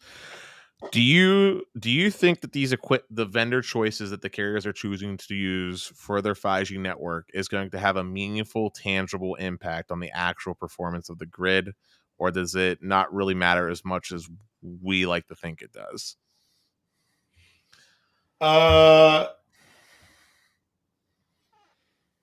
Bean counters, maybe? Yes. So thank you. You asked. We just did analysis on exactly that. So I know I know where they all have deployed their gear, right? And I have tens of thousands of responses where I ask people, how happy are you with your coverage? How happy are you with dropped calls? How happy are you with your browsing, your audio, your video stuff? And yes, there is a difference.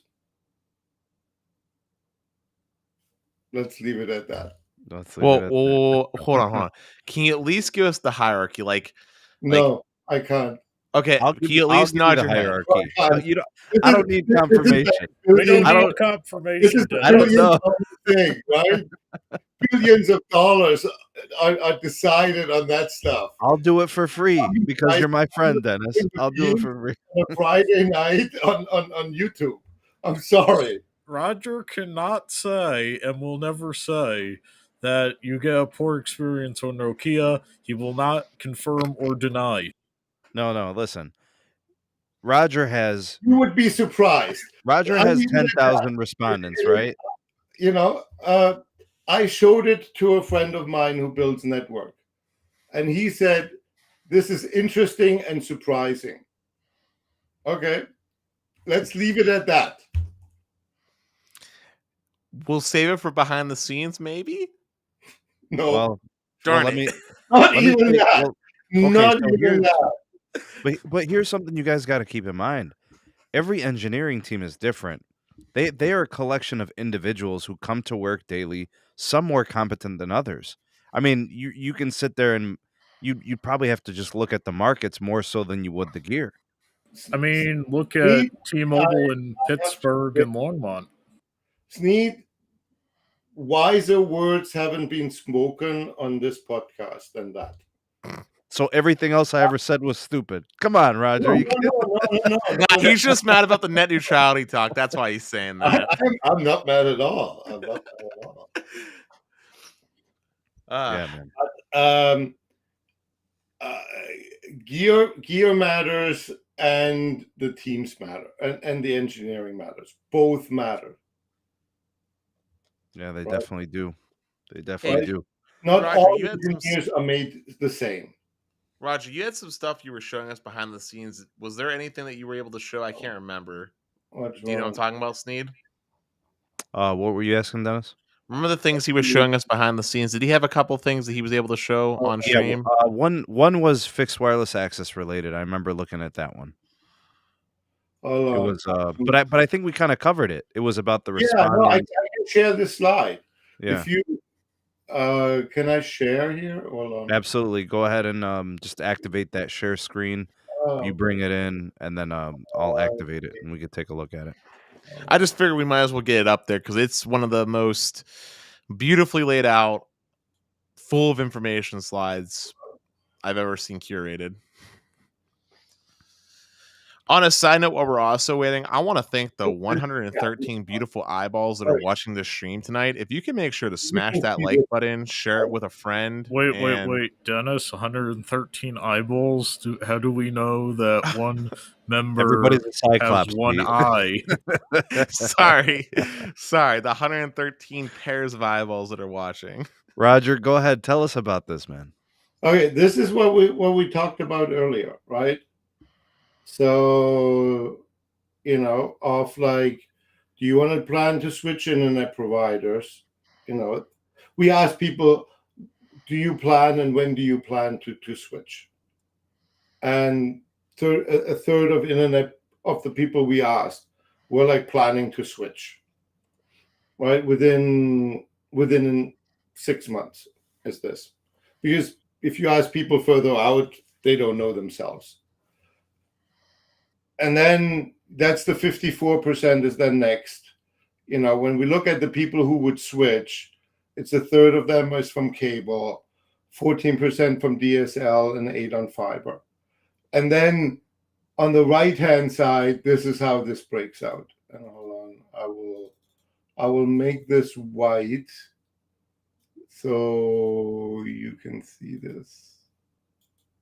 Does it do it? No. Technology. No, there it is, right? So,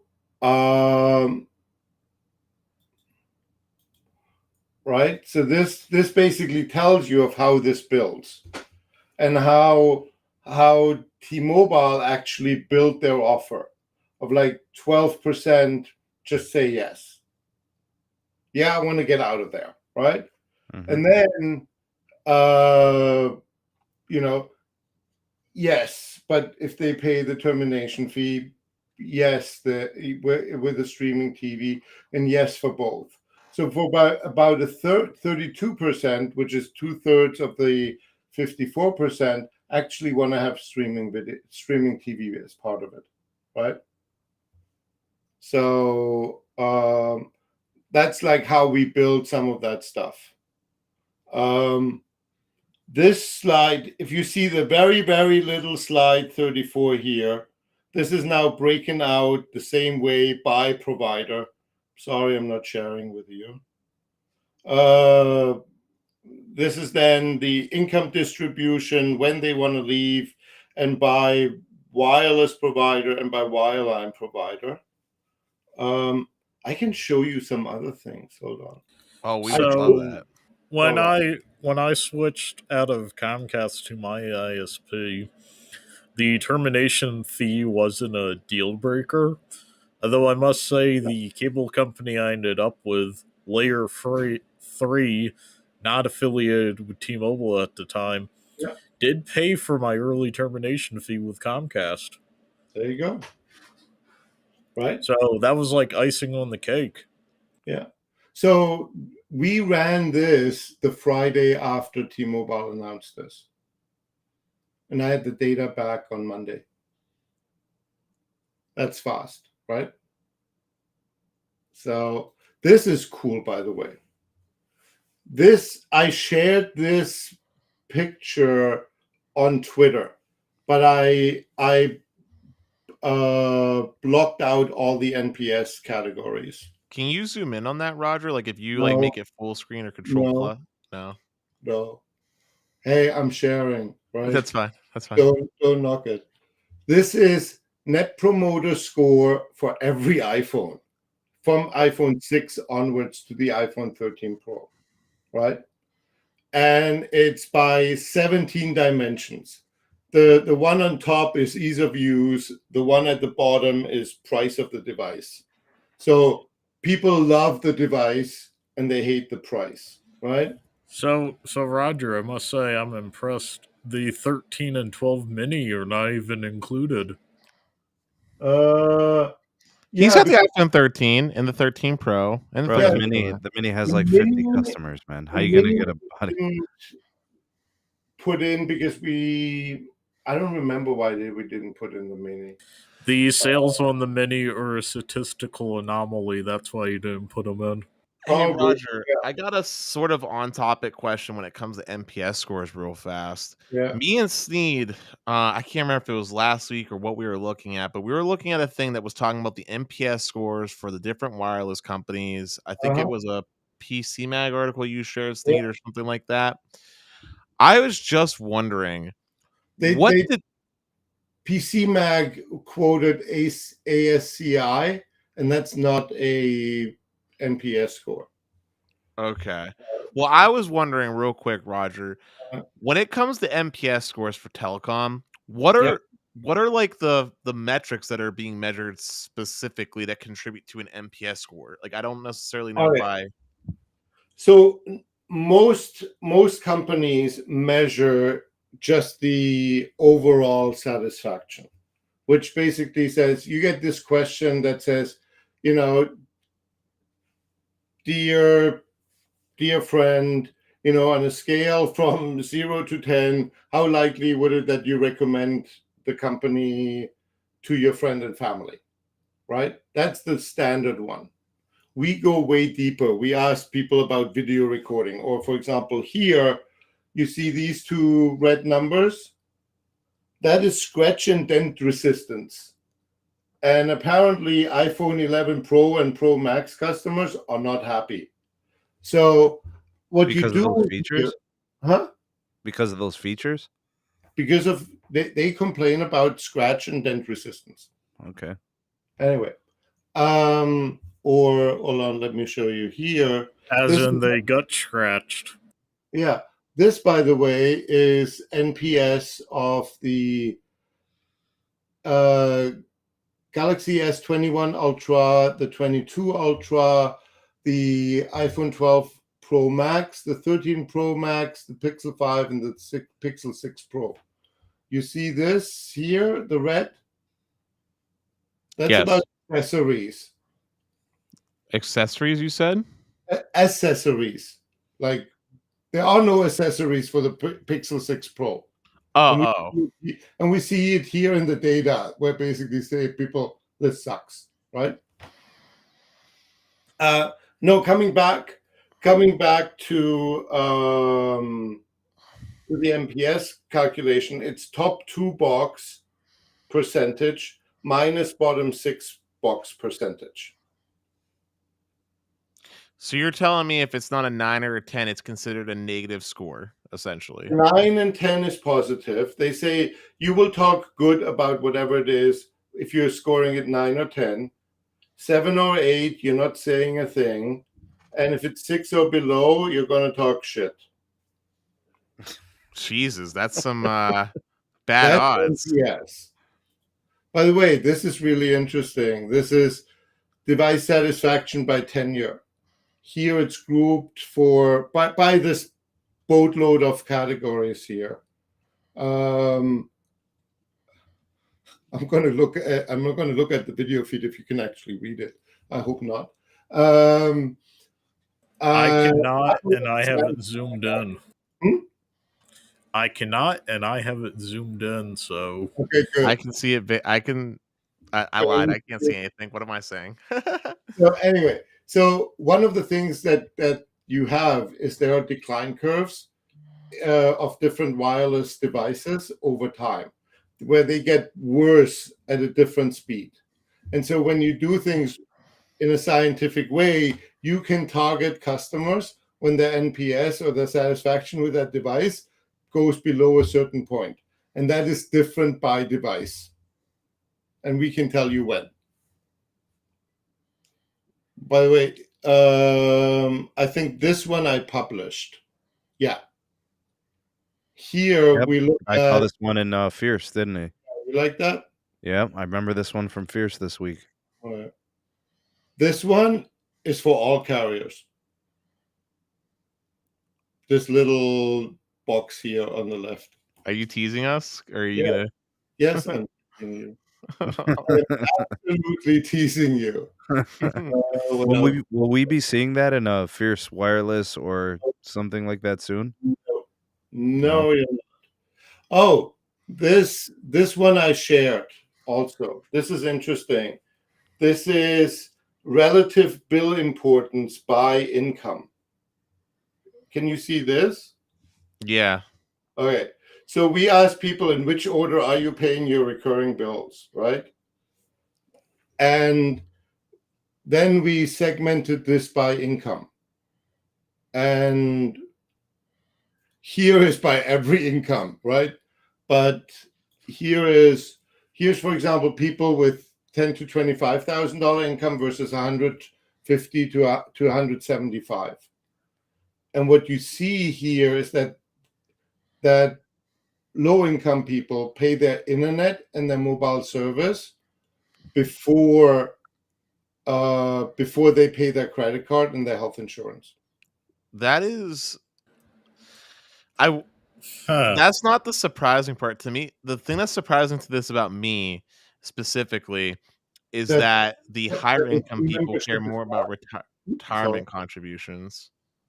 Well, no, because affluent people have enough money always have enough money for retirement. I mean, Dennis, I'm looking at jobs in the low 6 figures at the moment, and my assumption is if I can nail one, a significant percentage of that is going into my retirement, simply so I can retire earlier than what I'm doing now. Hey, right? listen, I am a big proponent of the FIRE concept when it comes to investing in yourself, but I'll tell you one thing, that internet bill for me, and I'm in the I'm between these two colors here, that internet bill goes right next to my, like, right behind my power and gas, to the point where it's more important than my credit cards. To me, all these bills are my credit card. They just go on the auto pay. Yeah, but it's this internet and mobile is the cheapest way of entertainment. That's why it's so high. By the way, the only people who rank cable TV higher are people over 60. They need their news, Roger. The So this was show and tell with Roger. Hey, in my opinion, wait, if I had to cut a service, the first thing would be my YouTube TV. Well, yeah, on that note, real quick, when you were looking at the slides, the switcher slides specifically, there was a very high proponent of people that answered that they would switch if the fixed wireless provider gave them a streaming service that was 50% off. And you were talking about T-Mobile's offering of the YouTube TV. Has cable or has live TV seen somewhat of a resurgence No, or revitalization? No. no. It's a dog that doesn't hunt anymore. The dog doesn't hunt anymore. It's The dog's blind and cannot smell. yeah. So it's an owl with cataracts. So where does YouTube TV and Hulu Live TV, where did they end up here in the next 10 years? Did they just go away? Well, future Sports. right?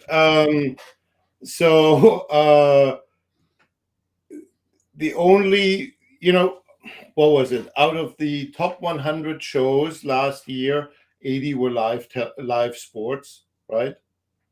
So you have that, and everything goes on demand, right? And when you look at it,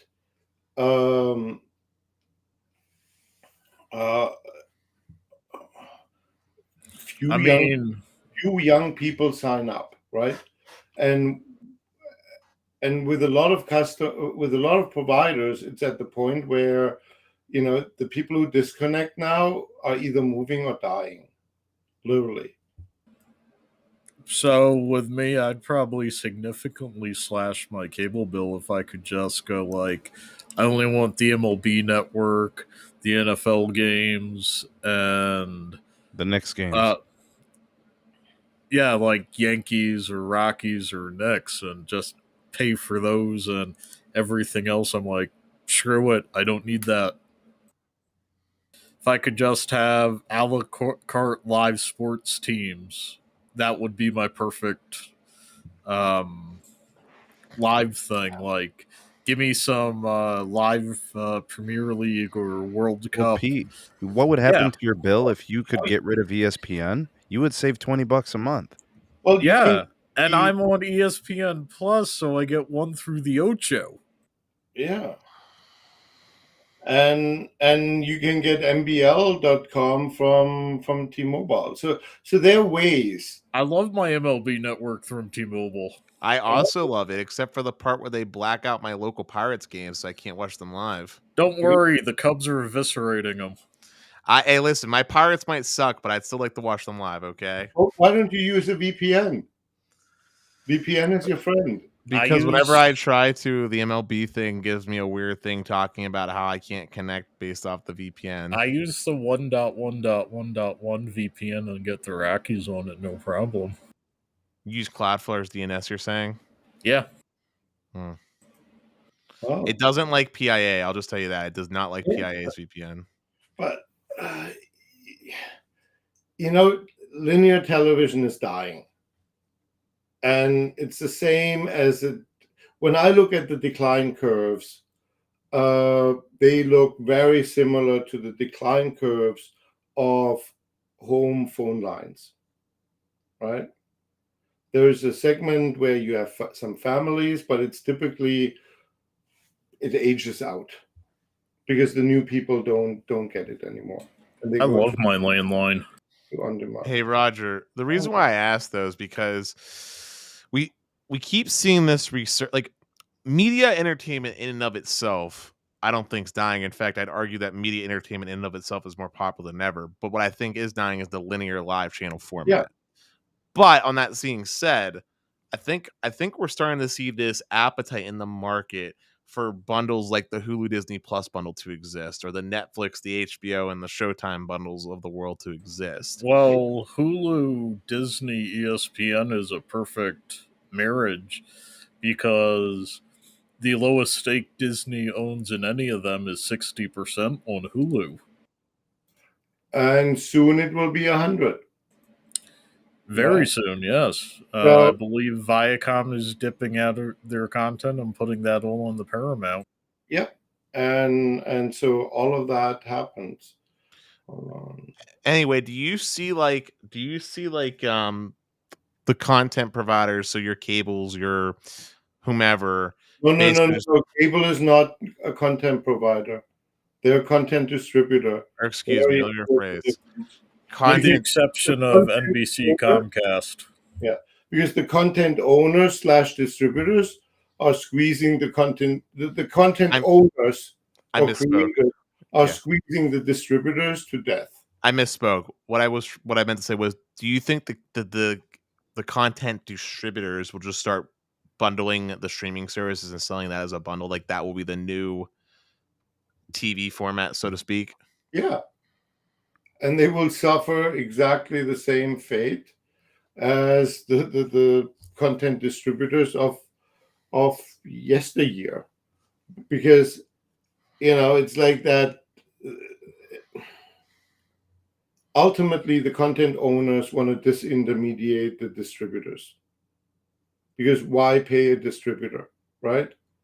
Why do I give these idiots, 50% off when I can sell it directly myself, right? That's for example, in my opinion, the fallacy in Verizon's content upsell strategy.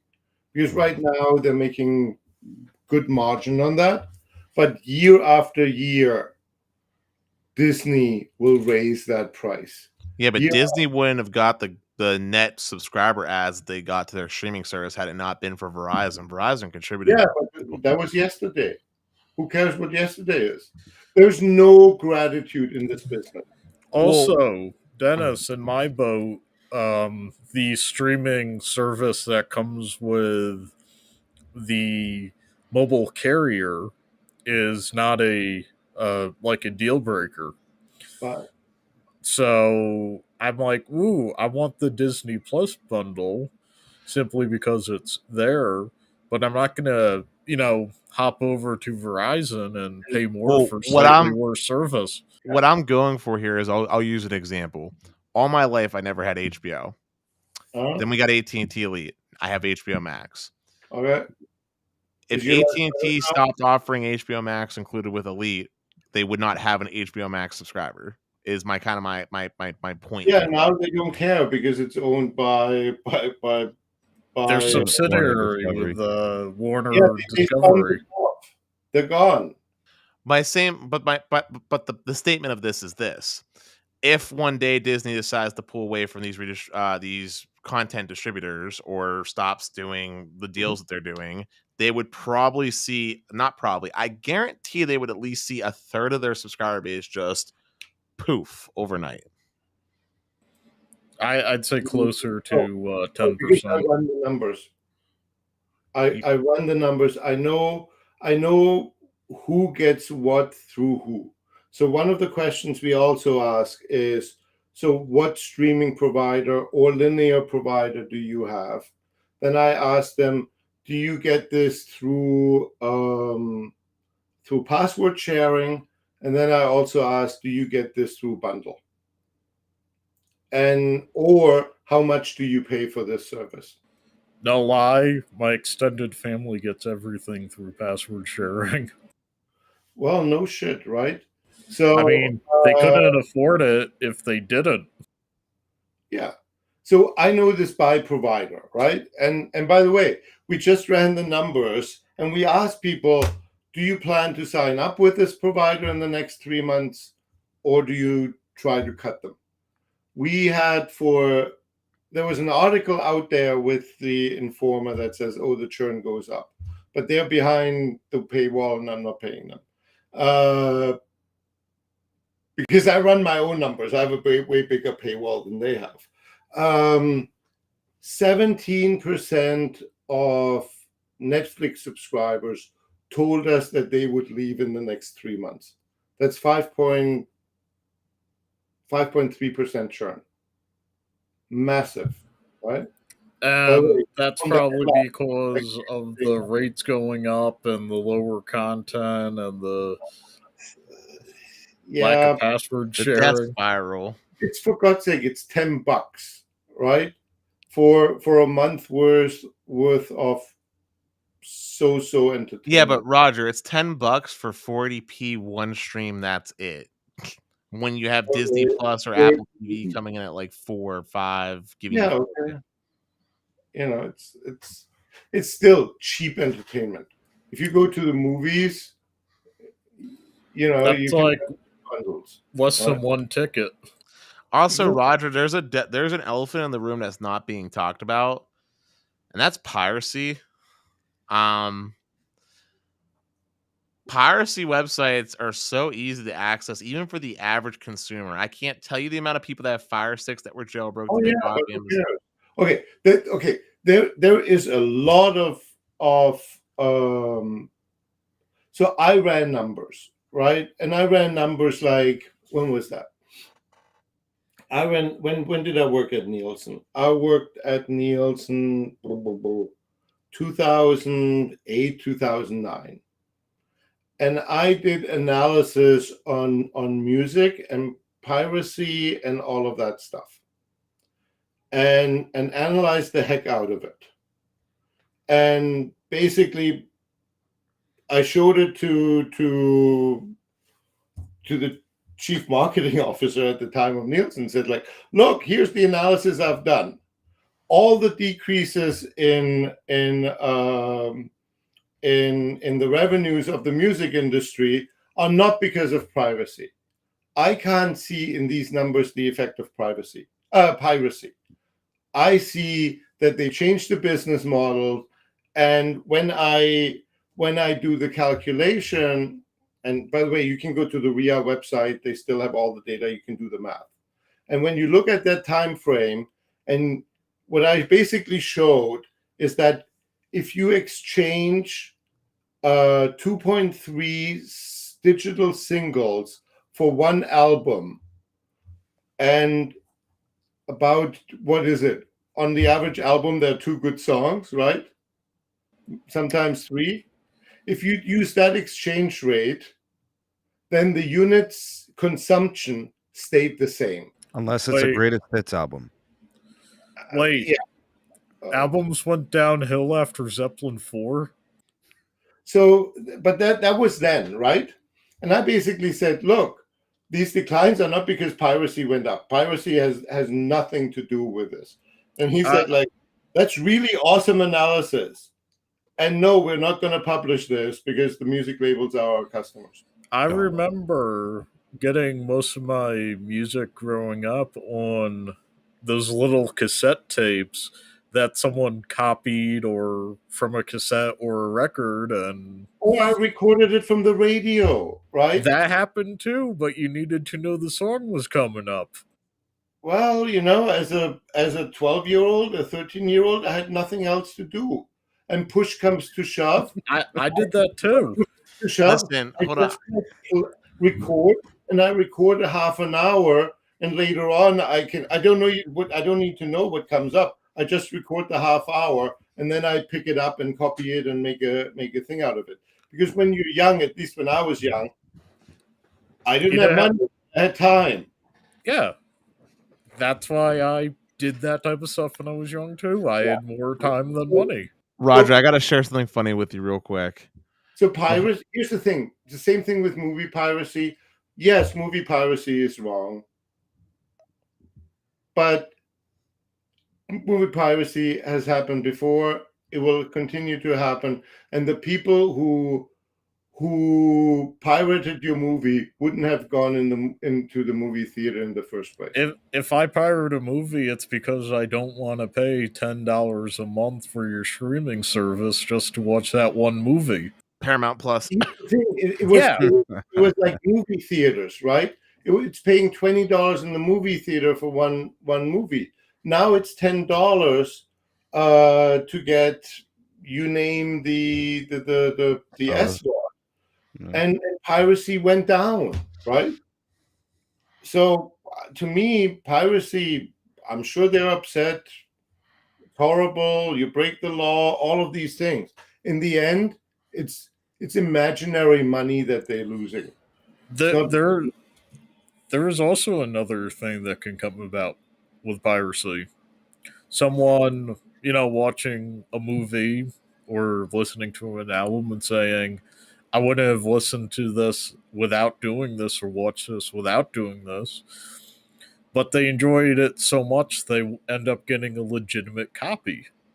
I've done that with video games. Pete, I used to record off the radio, listen to it until I could buy the CD on Friday when I go to Sam Goody. Yeah. Hey, but real quick, Roger and everyone on the show, I just want to mention something kind of really funny.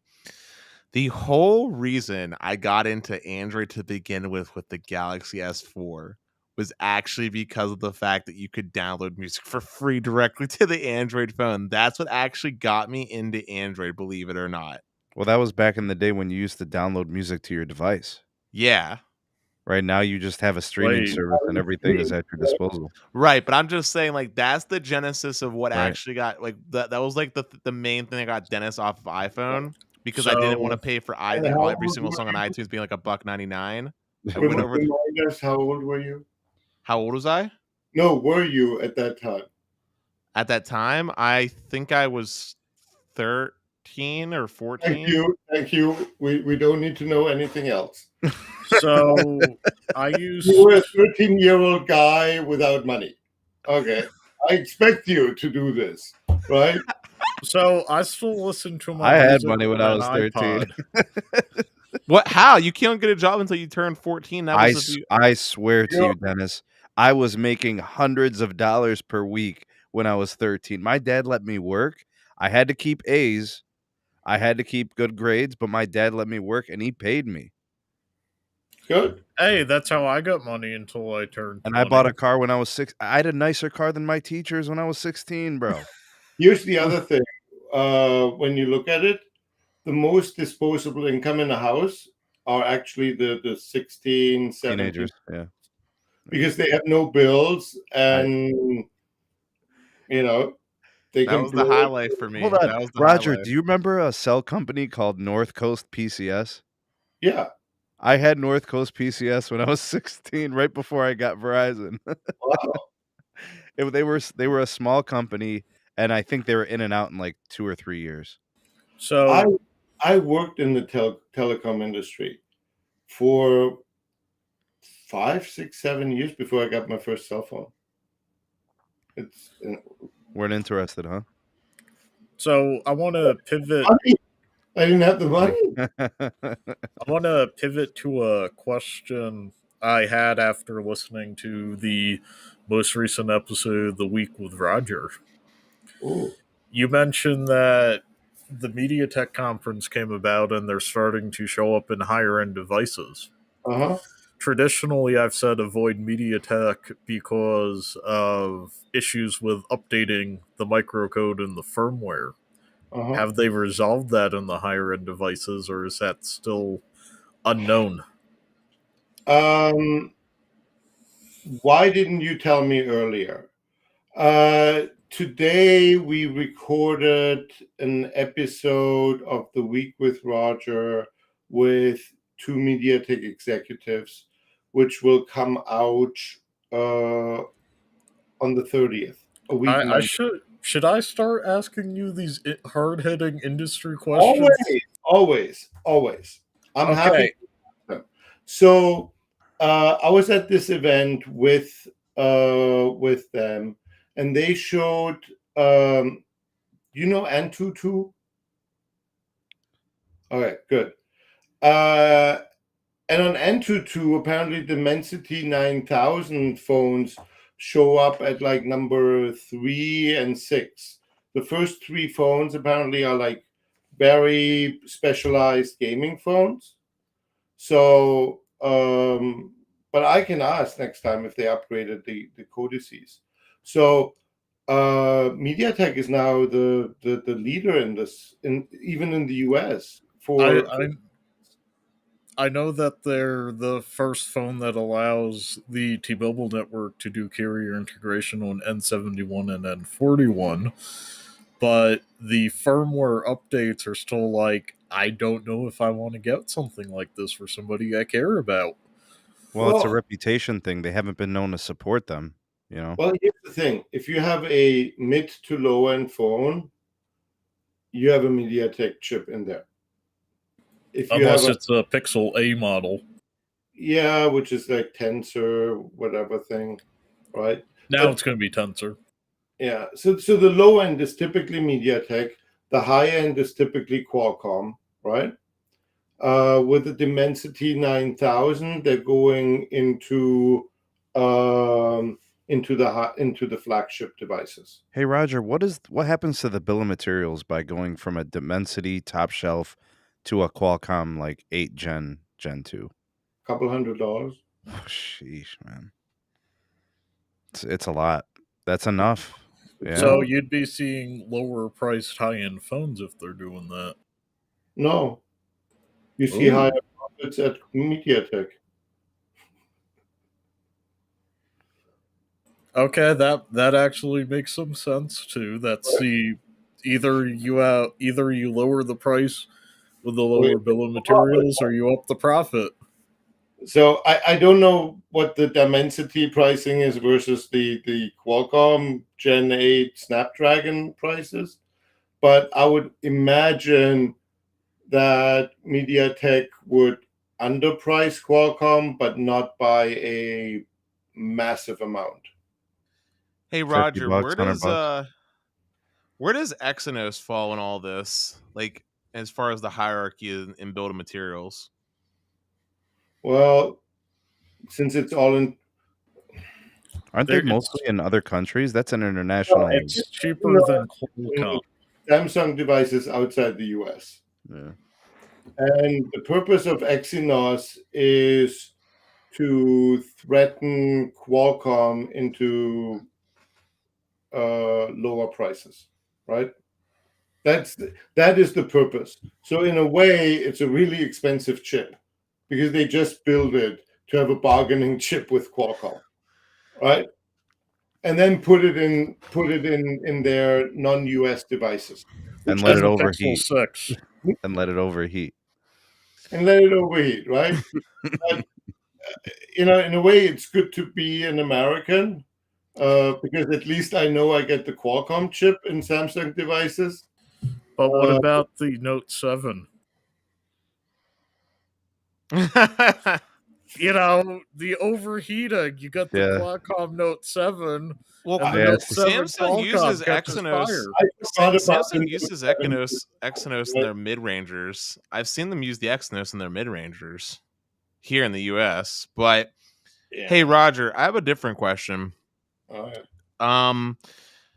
I know things have been politically charged and very tense with our friends in the East, specifically China. But do you think there's a chance, an even remote chance, that we will see someone fill the shoes of what LG left in the market, and that we might actually see some more competition come in the SoC space with what we're getting inside our phones from like a Chinese company?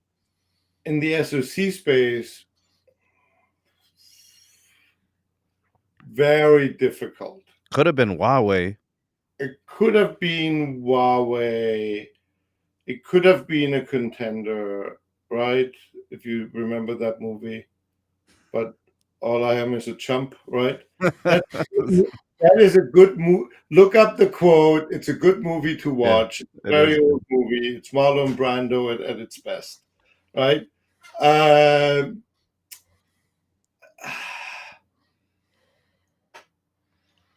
Yeah, well, when you look at what Huawei is doing through its venture arm, is they are deliberately investing in the whole value chain, from design to packaging.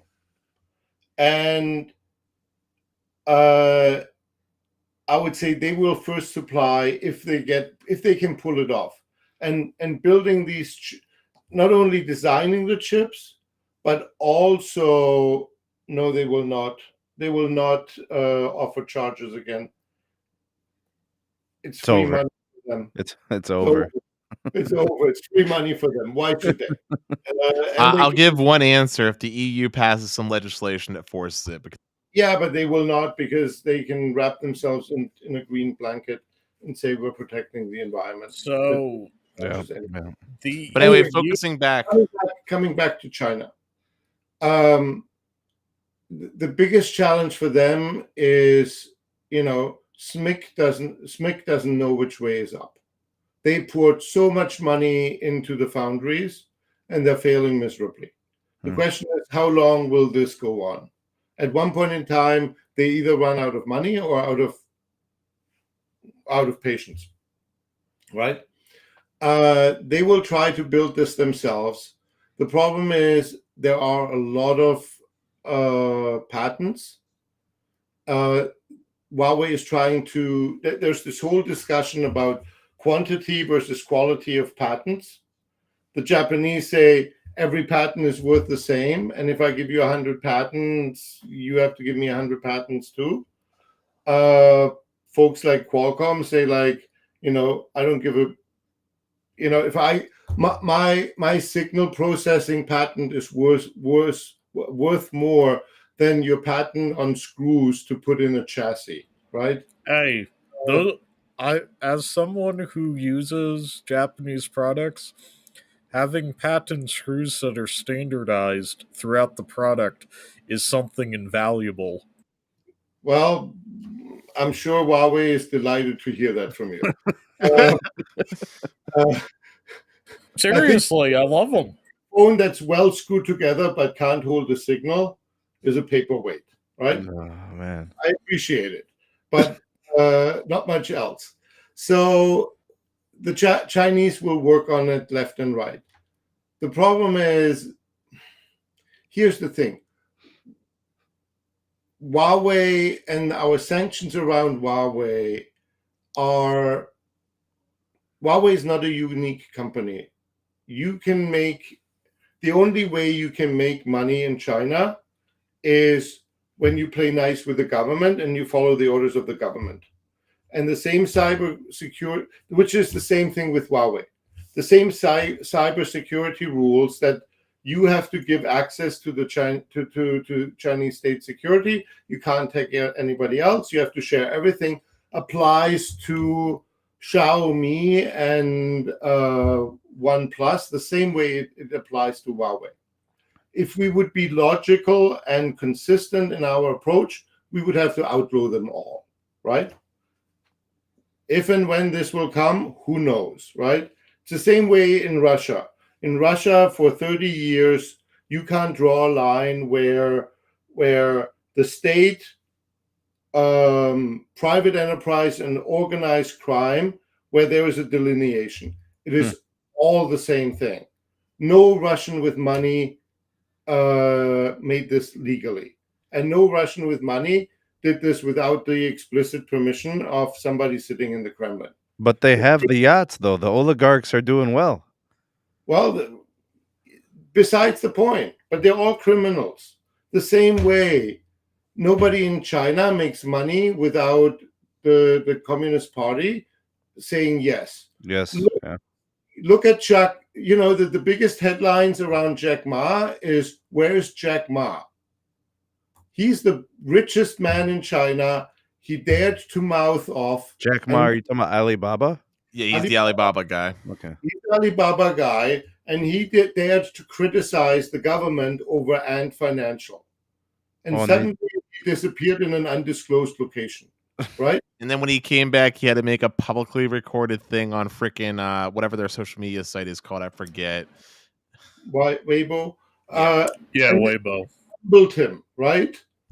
You know, so, and he still doesn't put his head above the trench, because otherwise it gets blown off, right? And so it's the same thing with China. If we would be consistent, we couldn't do business with Chinese companies that do more than assembly, right? And so whoever is in the White House, that's why American companies are so hesitant about selling Chinese handsets. The Chinese handset ecosphere is flourishing, right? You can get so many great, wonderful devices on Android in China. You go into a store and you go like, whoa, what happened here? What we have in our country on Android is like, it's Samsung, and maybe a Google Pixel. right. It's a monoculture. It's like going through a tree, through a forest where they only build firs, right? But when you look at it, all these devices might have cooties, right? There were cases where somebody sold like a Chinese device, and then they realized that all the text messages got like uploaded every night to a server in China. Yeah, but they don't even have the band compatibility anymore. You know, apologies. That was an oversight. That's a rule in China. We forgot that this would happen. That we can't do this in the US. Oh yeah, I forgot. Right. And the dog. Okay, China, bad example. Do you think there is somebody that can come into the US market that isn't Samsung and can actually sell some phones? Like, what happened? Like, we talked about Sony, I think, the other day on my show, because they have phones that still come out. Like, why is Sony not here? Like, why can't Sony be here? Why can't? Because of the consumer. Because this is not a new trend. I followed and did this market for 20 years. And over time, what you saw was every year, Apple got 1% more market share or 2, which ate into Android. And Samsung gained 1% or 2, which ate into every other device. Android. And any other Android. And so after 10 years, the oxygen simply runs out in that room. And they all are keeling over. So right now we have Samsung, we have Google. We have just Google. Continues to waste money. And then we have Motorola. We have Motorola, which is slowly dying. We have TLC, which is Chinese. Which is Chinese, but is struggling too. Well, when you put Motorola is Chinese when you take the battle label off. It's Lenovo. Yep. Lenovo. Wait, it is? Lenovo. Yeah, Google sold it to Lenovo. I had no idea about this. Okay. Right? And so, and then we have a series. We did research, and it was interesting the high percentage of people who are interested in a carrier label phone, because it gives you another form factor with a brand, supposedly your carrier, that you trust. Are you talking about like Revel? The whole Revel thing with T-Mobile? Revel and others, right? Revel is just like the biggest example. You know, you have them. AT&T still has them. AT&T still has them. So these What are about, right. What about Cool Tech? Cool Tech could go the. I think Cool Tech is no longer as cool as it was a couple of years ago, right? That didn't do them any favors. I think Roger, you did not just do that. Look, what I'm saying is, Roger, what I'm going for here is like. Here's the thing: the consumer is voting with their wallet, and they're picking Samsung, and they're picking Apple. Right. And they're really risk averse in this country. It just What do sucks, you man. have? You have a Samsung phone for how many years? I have Since you were Samsung and 13. iPhone. Since 13, right? iPhone's actually my daily driver now, Roger. I don't know if you knew. Okay. I converted to iPhone 13. So you bought into the duopoly. And You're the problem, Dennis. You're the problem. I'm the problem. Yeah, because there's literally there's no other phones that are supported in the US. Like you could go buy a OnePlus, but the only network. How many LGs did you buy? Do you actually want to know the answer? Any Sony experience? I had an LG free tablet that I got when I got my Note 4 because my dad was like free That's tablet. a tablet. You only got it for free, right? But so I'm not talking about, the sins you're committing now. I'm talking about the sins you've committed in the past, right? Now you had maybe no other choice, but 10 years ago you had another choice. Damn me to the cross. I used to be a Nexus owner, Roger. I actually bought the Nexus 6P, the Huawei Nexus 6P. All right, good. I was a Nexus user for a couple generations there. I had the Nexus 5 and the Nexus 6P. So not Samsung. Well, at least you supported the Chinese. You tried.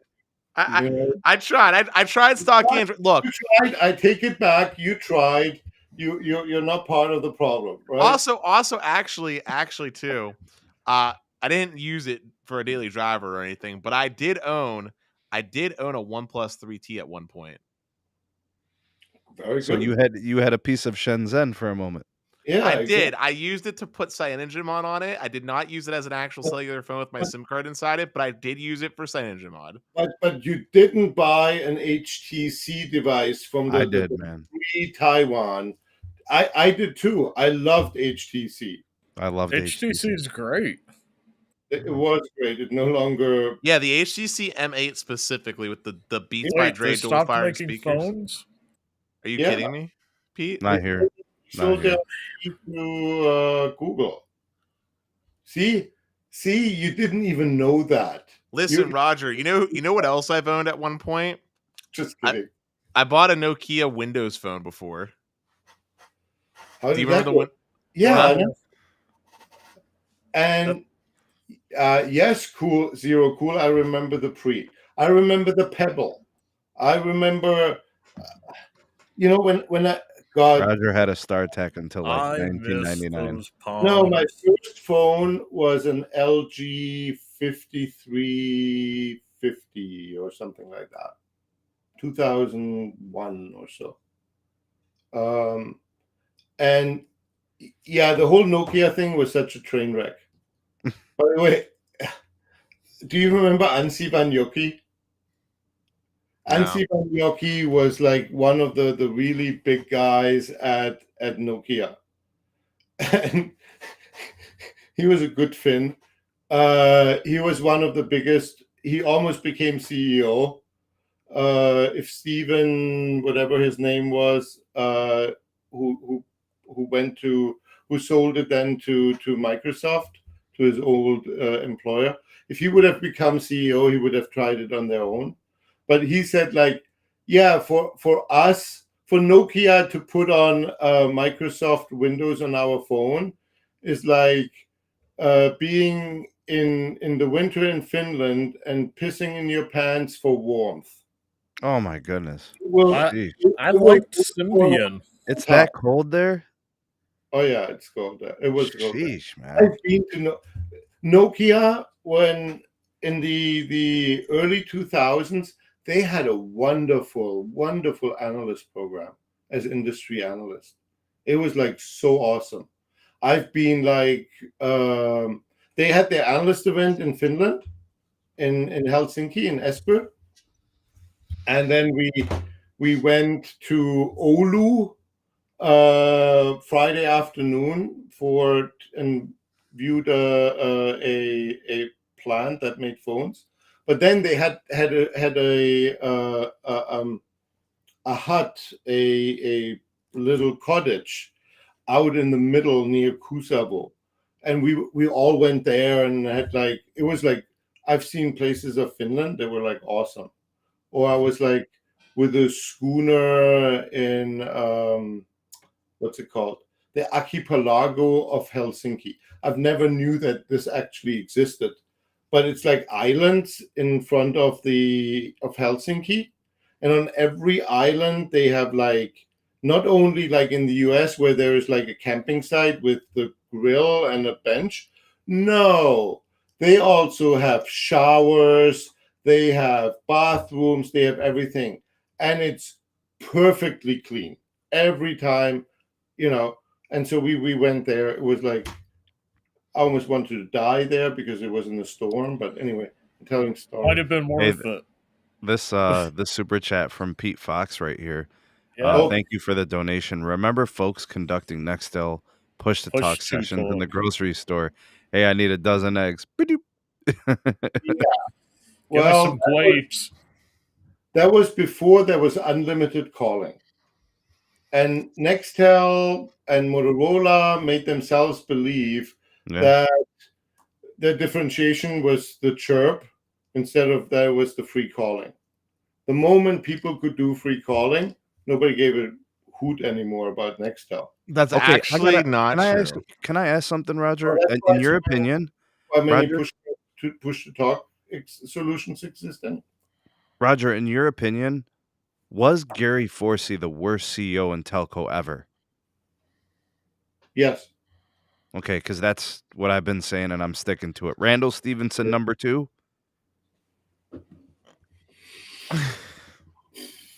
I'm still waiting for Stinky to say Imbigum.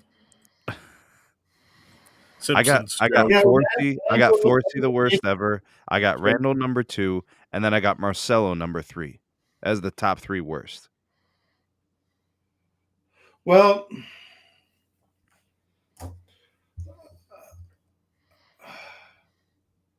here's the thing. Marcelo's actions are in a much shorter time period, right?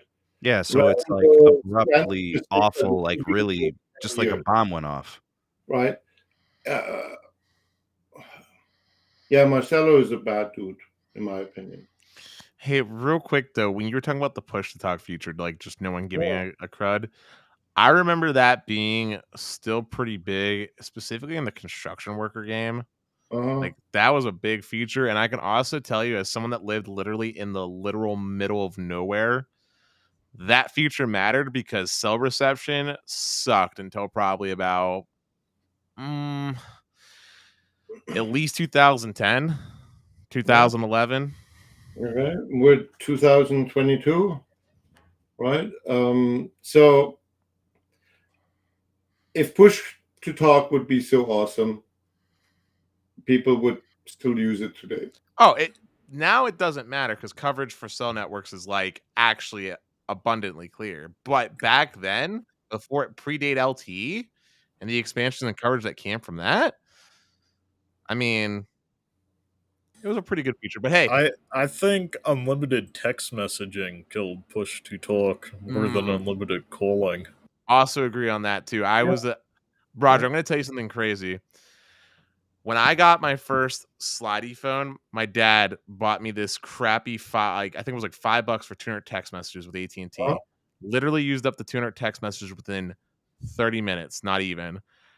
Next day, he gets unlimited texting for me, and I was sending like 8,000, 10,000 text messages per month. Also, were you able to send pictures? Because when I started texting, pictures didn't exist. Yeah, it existed because 3G was a thing. Also, Roger, I'm going to tell you something. He's such a nice boy. Also, Roger, I'm going to tell you something else real quick. Remember how you were talking about being heavy users and stuff like that earlier in the show for like unlimited data? Fun fact, I actually use my phone as a phone more than I use cell phone data. On average, I consume about 1,500-ish minutes per month of call time. Yeah. Good. Right. Here's the huge fallacy that's going on. When especially the press says talking is dead. When you look at the actual statistics, people talk as much as they used to. It's about 900, 1,000 minutes. It's just that the number of text messages we're sending, of iMessage, way up. Right, has gone just up dramatic. There's a generation, though, Roger. There's a generation of young people that choose not to talk on the phone. So like we're still calling, Yeah. but there's like my students, for example, they don't call each other on the phone. They text through Snapchat. Yeah, well, they're weird people, right? They're unique creatures. They're Or different. or something that's also worth bringing up is people are calling, but just not traditional calling, i.e. Sneed earlier today. You FaceTime audio called me, which wouldn't show up on my minutes counter. Yeah. So Yeah. that also changed things. Yeah. VoIP services and VoIP-based apps become a thing. All Yeah, right, before actually communicating more than ever, right? Yeah. And the modus that we have used is changing, right? That's the big thing. And I think communications is good, no matter how you use it. Roger, I Yeah. want to thank you for everything. I don't want to take too much of your time. Take a moment to just tell the people out there what it is you do, and then kind of give us just a description of what you're doing in the near term and anything long term. So we do research and consulting for the telecom industry. That is, and we usually do that mostly for telco providers, companies who do business with telco providers, and maybe one degree of separation out. So people who do business with companies that do business with wireless providers, right? So, and we help them make better decisions, right? And so we do a lot of survey work, as I showed you, and we build a lot of recommendations out there based on that data. Because everybody has an opinion. We have data on which we build that opinion, and we have facts on which we build the analysis.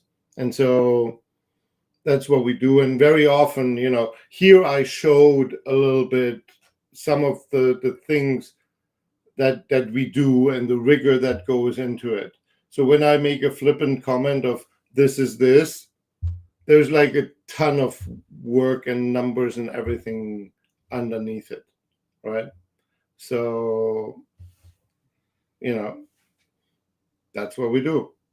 Thanks, Roger. I appreciate it. Thanks, Dennis. Thanks, Pete, for coming on. I appreciate you taking this opportunity, Roger. Recon Analytics, you guys can follow him on Twitter. He does have the podcast as well, and he visits here all the time. Yeah. Follow me on Twitter. Follow me. Listen to our podcast. It's 15 minutes, not like here, 3 hours, right? Roger, 15 minutes every morning, Roger, that last one was 17. Oh, shit. What are we doing here? I mean, at 20. Can I ask a question real fast before we end this? Sneed, did we set a record for you for the longest podcast episode? I've done like a 4-hour one when T-Mobile launched their 5G. Carlos went and bought 3 phones from 3 different T-Mobile stores. Wasn't that 6 hours? It was something like that, and literally each phone kept overheating, and he was going to multiple stores trying to get a new phone. Okay, then let me rephrase. Is this the longest podcast that we've had an awesome guest like Roger on for you? Yeah, I'm surprised Roger didn't tell us to just get the hell out of here. I'm also surprised. I like you guys. I like the audience. Thanks, Roger. I'm passionate about this thing, and thank you for taking the time. Thank you, Roger. We thank you. Seriously. Make sure you guys check out Roger, everyone. Seriously, and make sure you hashtag and retweet the clip at the end so people can be aware of Roger's content. He's the absolute god tier source of the most critical information in the industry. Thank you. Amazing. Thanks for a great show. Appreciate all the super chats and everybody that was here for the live, and appreciate all the replay crew. Thank you guys. And we will see you all on the next show. Peace. Peace.